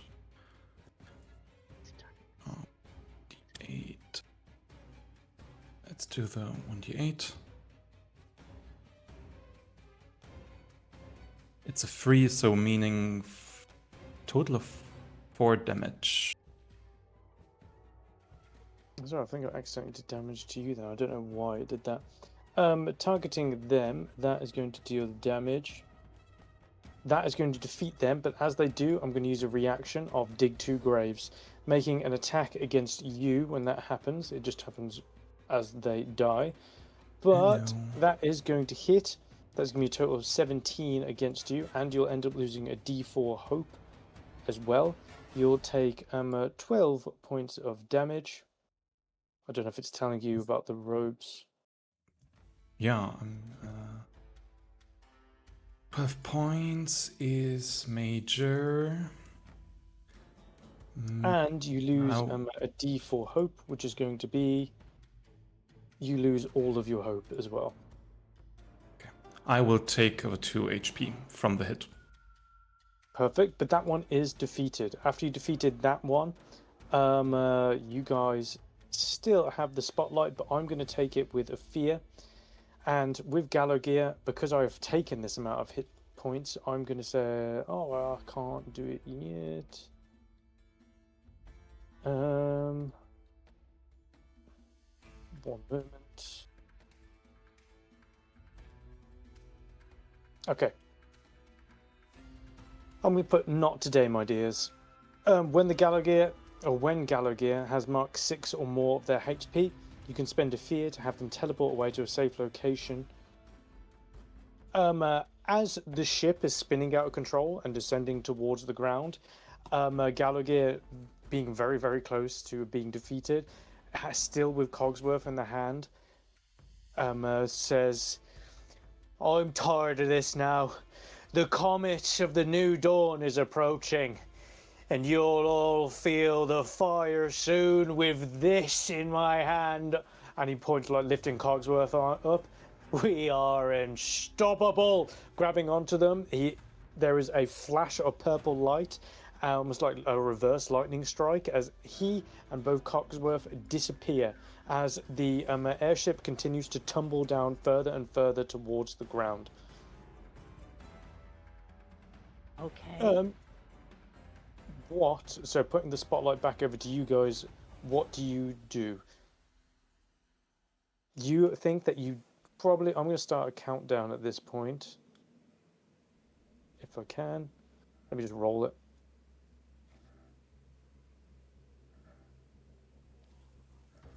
You guys have 5 actions before the airship crashes. What do you do? Jump up at the right moment. Well, I was gonna drop beast form and try to steer the ship. Okay, yeah, that's what you can do. If you want to drop beast form, you can do that. Make a I'm gonna say make a strength roll for me. As you try and like hold on to it and then push it back to right the ship. Why is it not letting me cancel beast form? I can do that for you. Although I probably should do it in beast form because he has more strength than I do. Oh, they're also just that. Yeah, let's try that. I'm not really good on strength. Okay. So I'm not going to drop beast form because I'll figure that out later.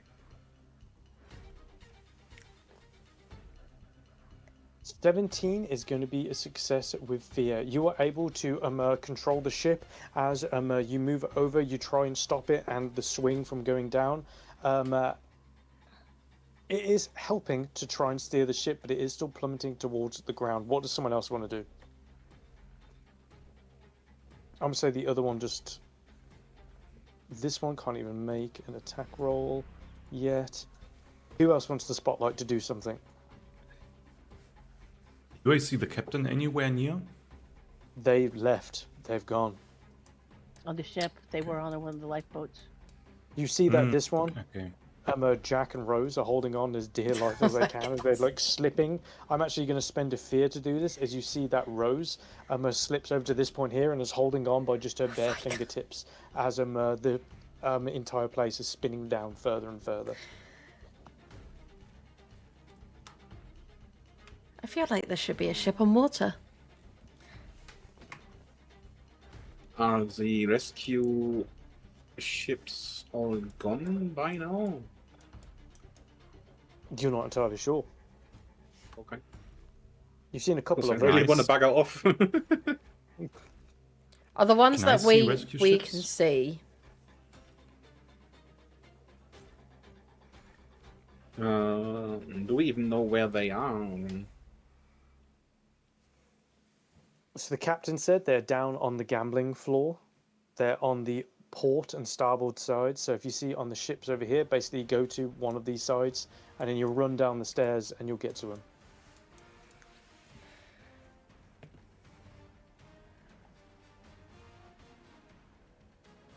Can I shout to the civilians to get down, so in the to the gambling hall? They are trying to get there, but as the ship isn't spinning out, now Rose and Jack are like... Jack is fine, but Rose is hanging on for dear life. Are I help her? we above water or above ground? You are above what looks to be Peacock Forest.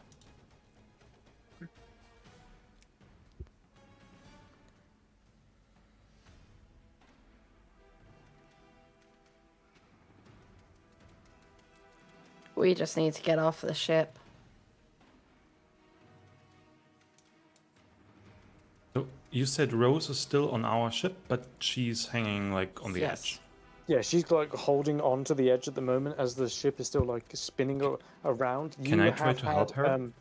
Yes, you certainly can. The druid at the moment has got the wheel and has thrown it the other way to stop the ship from spinning out so chaotically. However, the ship is still spinning, trying to right itself, and it is on its downward path trajectory to crash into the ground. You can rush over to Rose to try and help her out. You will need to mark a stress in order to get rid of your vulnerable condition to get up and run over towards her. Okay. Then I will take the stress. So I'm at 3 stress now. Okay, running over towards her, how do you help her?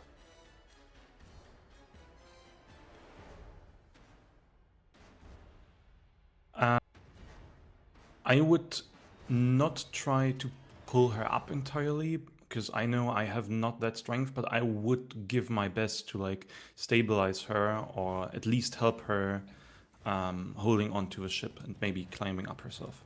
Can Cogsworth go and help? Not Cogsworth. Mr. Quacksworth go and help with that, because I feel like you'll try and rescue the rich woman. I'll say that you can assist. I will give whatever Sylvain is trying to roll. It sounds like you're trying to just shout encouragement at her to like lift herself up.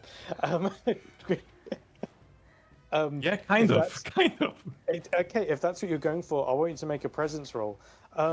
I was going to say a disadvantage, but now with Mr. Quacksworth there trying to assist, that means that Lyra will have to mark a hope, spend a hope for Mr. Quacksworth to help. But Sylvain, you were going to try and speak encouragement to Rose as she's holding onto the ship to like please help me, please help me. You're like, you must help yourself. That's the Mr. Quacksworth is just quacking with his beak, trying to grab hold of her. Sylvain, please So make... is it straight? Yep, just a presence roll. Okay. My presence is I just +2. Let's do reality reaching roll. down. 19 with fear. You are able to grab hold of her, but she slips out of your hand briefly, and you have to jump down and get hold of her. And now you, as she is hanging over the edge, you've managed to get hold of her, but now you are also holding onto the edges. You're holding onto the road in this human chain of people that are flying off of the edge of the ship currently at the moment. Throwing the spotlight to someone else. What do they want to do? I would like to take my time and chuck down a stamina potion. I think that is D4, right? Yes. Everyone is in panic. Our ribbit is drinking a potion. Well, in kind of stressy situations, you need to breathe and think about it. I don't know. So that is back to full stress. So we can actually try to do stuff again. Yep. I would like to get down to the others, I guess. Somewhere Sure thing. around here. I'll ask you. You have to mark a stress to get rid of your vulnerable condition. You want to move over down to here? Yeah. So we are back up to 5. Because why not? I would like to know if the sails of the ship can somehow be utilized to probably dampen the fall we are about to take. like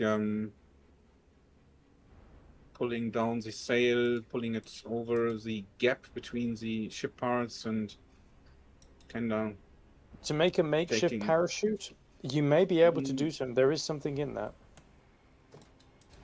maybe not a parachute, but like pulling it out across the gap between the ship parts, so we get sort of a trampoline, I guess. Not necessarily a parachute. Trying to make a trampoline? Okay. Yeah, kind of. If you're trying to make a trampoline, I'm going to say I want you to make a knowledge roll to see how to get the physics right for it. Okay. I would like to use my experience for my friends, which is more or less. Do you want to be my friends? But I would like to reshape it in that case. That's okay. Because I'm doing this to save my friends. You want to use do you want to be my friends to make a parachute to Yeah. make a trampoline? I'm going to say just because I want you to succeed, I'm going to say yes. That's fine. Okay. Nice. For my friends, I'm going to need that's with knowledge, you say, right? Yeah. Let's go. Yikes. 19 is a success with fear for that. I'm going to gain a fear, and as you manage to like make the parachute together, not the parachute, as you make a trampoline, that is the time. As you see the ship, you look over to the left and to the side, and as you see Selvane holding on, they manage to hold on just in time to see as the ship crashes into the trees, into the ground, and there is an explosion that occurs. But as you throw over this like trampoline, it's like you all get thrown into the side of this trampoline, except for everyone but Me. yes. So can I please have Lauren? Can you please make a you're either you can pick an agility or a strength reaction roll DC 20. As it crashes down, you hit you hit this trampoline, it bounces you and throws you backwards. The rest of you are going to be like hitting trees at a decent amount of force as wreckage just explodes around all over you and around you. Can Can yeah, I? Lauren? Okay, I will do a. Is this a reaction roll? Yeah, reaction roll. And what were you going to say? Sorry, Phil. I was trying to like in the motion of getting thrown by the trampoline and the force. I would like to ask Rose to be my friend because we did it for friendship. Like, wee! You I'm want to going to be my see. friend? I'm going to make a reaction roll from her to see if she can do it. Unfortunately, aristocrat is not really going to help her out much here. She, you say, do you want to be her friend? You watch as she hits the trampoline, goes down, and hits a tree so hard that she basically just smushes into jelly. You Okay. you all get thrown off in various directions. The reaction roll from that's going to be really good. 24. Lauren, you're able to jump into some of the softer bits and jump through a window as the airship comes smashing to the floor, and there is this explosion as you get trampoline and thrown over to one side. You I watch am as still a wolf. Lauren gets thrown over as a wolf to the other side, and as you see the airship crumble and smash through a series of trees, you see the large engine block on the back of it begin to catch fire for a moment, and then there is an enormous explosion that occurs, sending bits of shrapnel all around everywhere. When the dust clears and you find yourself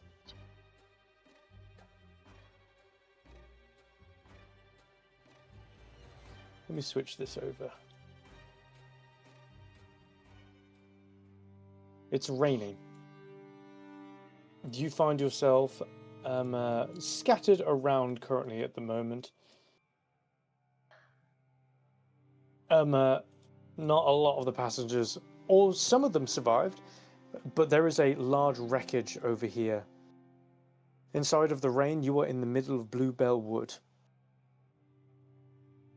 And as you look over to the right, or Selvane, as you manage to stand up briefly for your injuries and everything you've been through, there is a cave to your right-hand side. Who was Gallowgear? What the hell is the Comet of the New Dawn? Where is Cogsworth now? And where the hell are we? We will find out all of those answers, or maybe some of them at least, next time on Heartburn.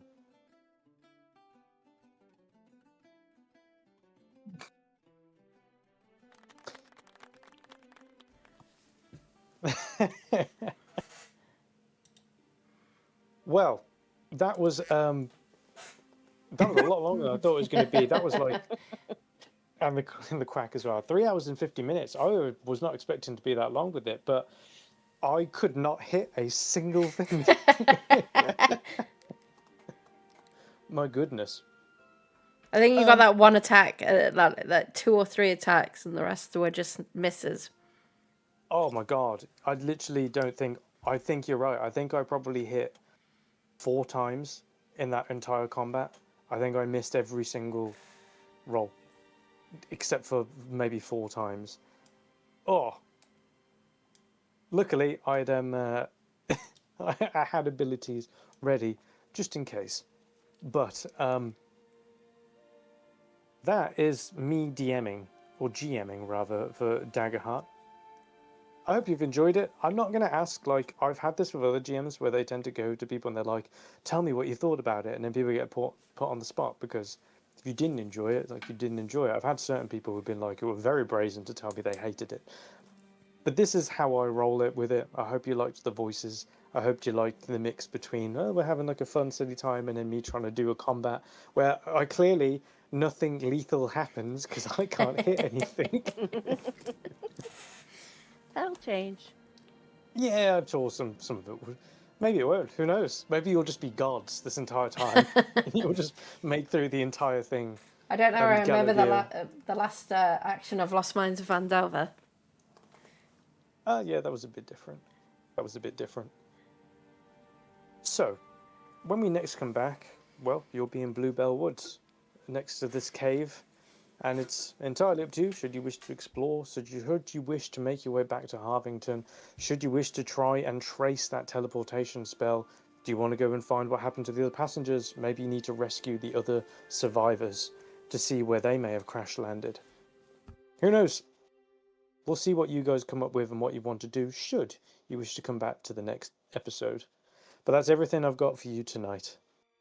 If that's okay. I enjoyed it. Thank you. Thank you. Thank you very much. Thank you. Thank you so much. One last question, Joey. Yes. Can you say me where I can mark stress in the digital sheet on Foundry? Because I see the stress, but I don't know how to change it. Because it says 0 out of 6, and that's totally wrong. What stress are you at the moment? 3. 3. So you can just, where it says 0 out of 6, you just type in 3. Okay. I can't type anything there. Oh, can I? All right, let me have a go. Maybe something else has happened. I'll load back in and do that. Obviously, this is all a free session for you guys, so you can just see like how I am with my GMing. If you think I'm any good, if you think I'm worth any money, that's just me to demo it, and also to make sure. Did you like the group? Do you like the style? Do you like where we're going with the campaign? Do you like how I run combats where I can't hit anyone?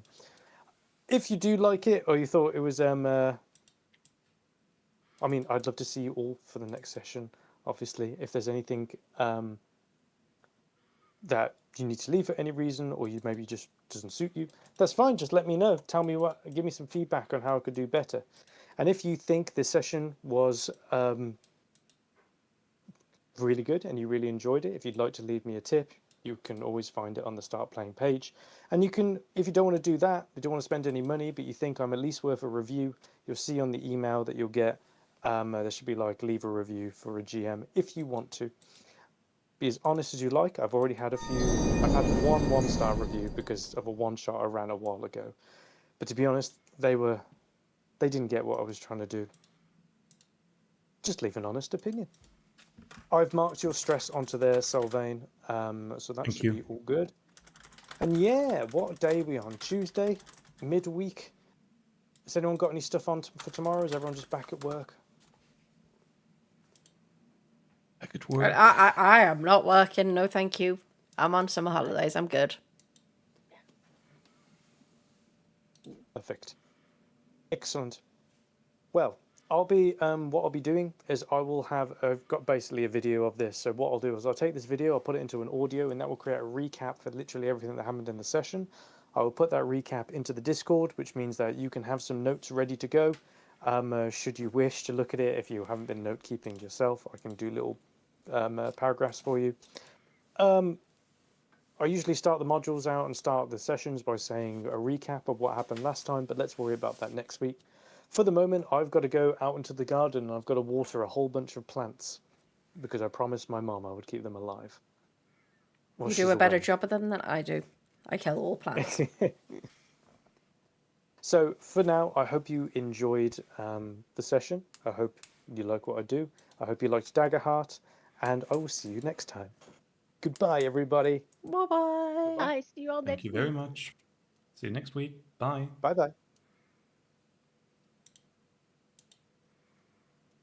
So just for everyone on stream, that is going to be at 7 p.m.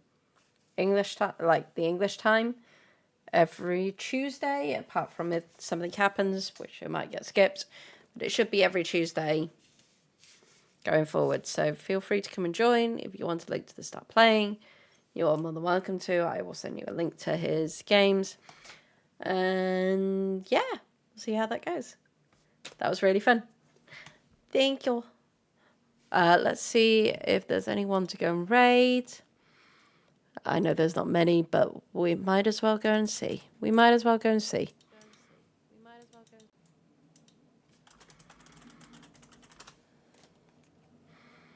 Let's go to... Oh, this person is... Let's go and raid this person.